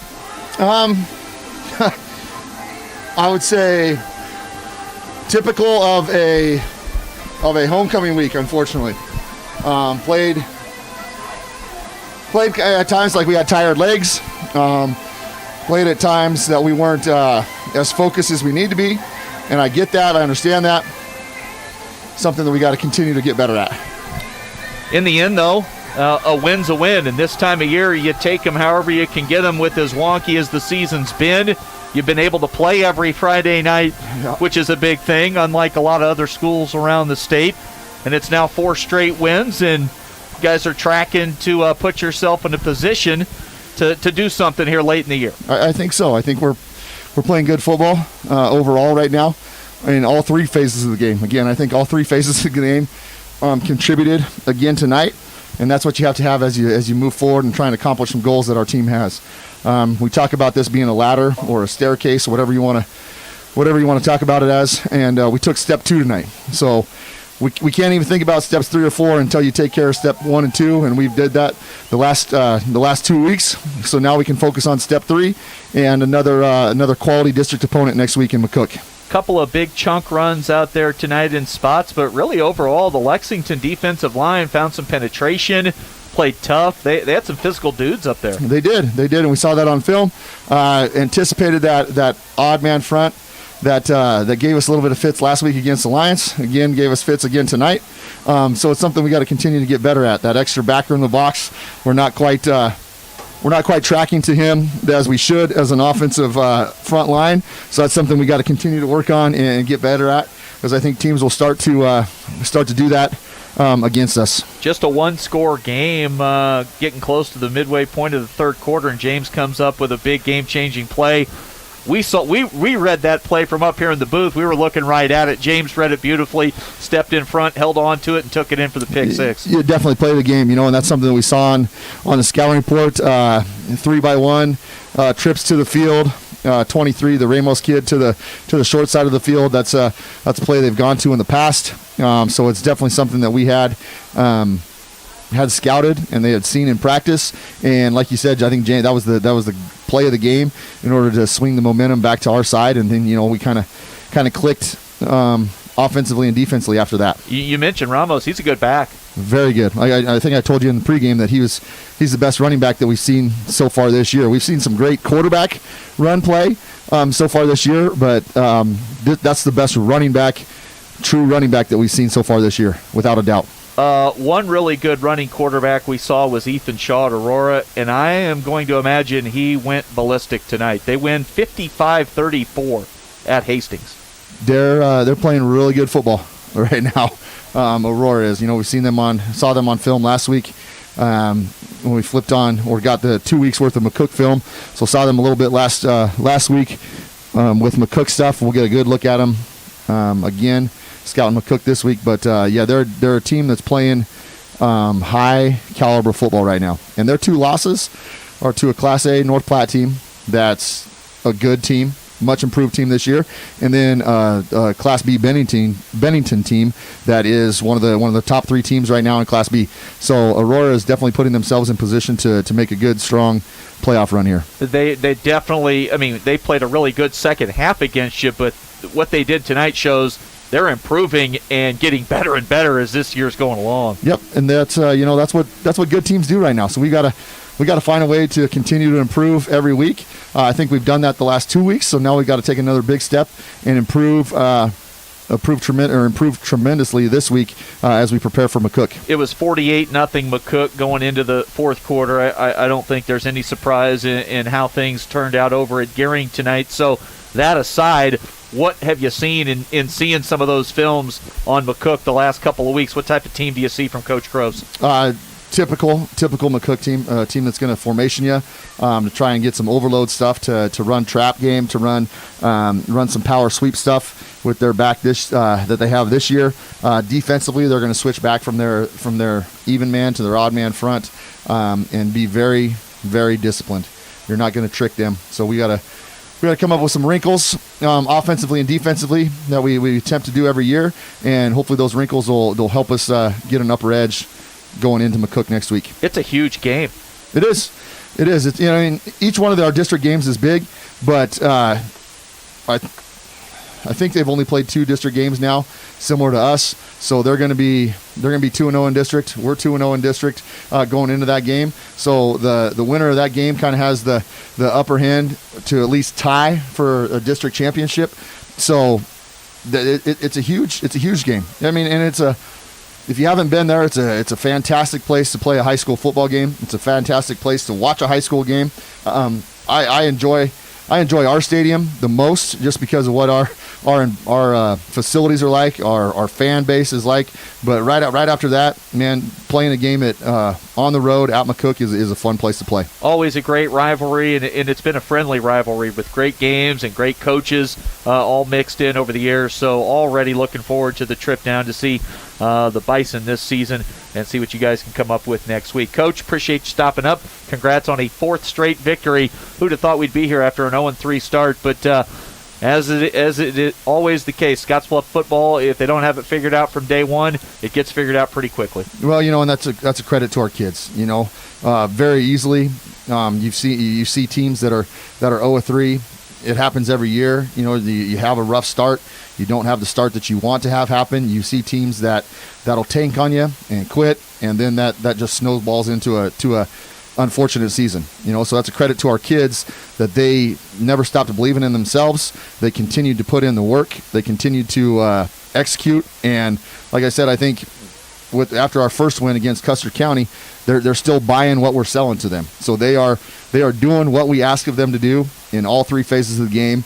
And so that's just a tremendous credit to our kids, not giving up on themselves, not giving up on our team, and not giving up on our program. Credit to the kids. Don't sell yourself short, Coach. You and your staff as well doing a great job, as always, each and every season. 33-14 the final tonight. Scottsbluff improves to 4-3. That was head coach Judd Hall. We'll come back with more right after this on the Rural Radio Network. At Platte Valley Bank, we believe it shouldn't cost you money to access your money.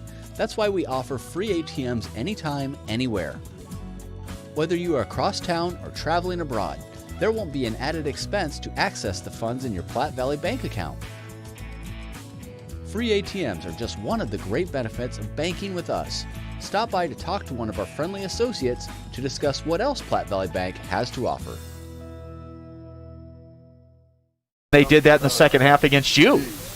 Yeah, that's all they ran against the Cook, and they're running that quarterback option read stuff, and then he's dumping it out to a guy standing on the sideline. Settles, that guy's. So you got to cover 52 yards, and then you got to cover inside the box. If the quarterback can kill you, yeah, they're going to be a nightmare. Next week's going to be a slugfest, isn't it? Well, it has been. It has been. We have to match their effort from the start. If we don't match their effort from the start, just like it is every year, you're going to be in for a battle. So you better be ready to take it. Up a quick conversation here. Coach, congratulations. Go enjoy this one with your team and your staff. Final score tonight, 33-14. I'll turn things over to Noah Bruner with a check on some post-game statistics brought to you by Paul Reed Construction and Supply in the Rockpile Division and Service. Noah. Yeah, a couple interesting numbers here. We had Jackson Ostick lead the team in rushing tonight. Wasn't able to punch it in the end zone at all. He had 76 yards.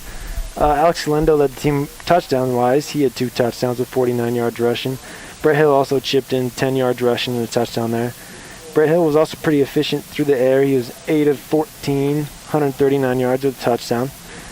Then Trevor Schwartz actually led the team in receiving tonight with 58 yards. He had a huge 46-yard touchdown in that first quarter.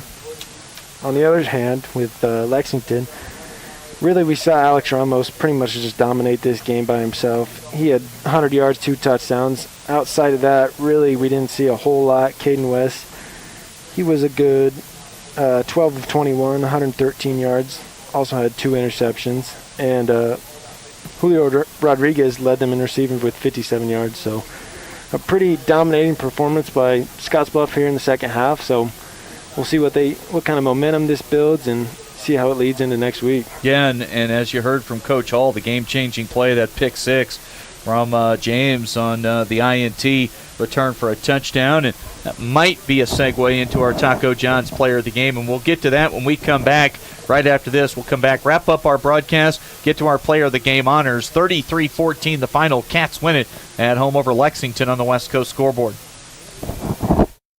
For the past 44 years, Platte Valley Vacuum and Sewing has been serving the Wyobraska area. That's quite a long time. At Platte Valley Vac and Sew, you'll find quality sewing machines, quilting and embroidery machines, even sergers, from name brands such as Pfaff and Baby Lock, both known for their well-made machinery. Keep in mind you'll receive one-on-one lessons with your machine purchase. Platte Valley Vac and Sew also offers a fine selection of 100% cotton quilting fabrics and a great selection of threads and notions to assist you in most any quilting or embroidery project you might have. For all your sewing machine quilting needs, stop by Platte Valley Vac and Sew, downtown Scottsbluff.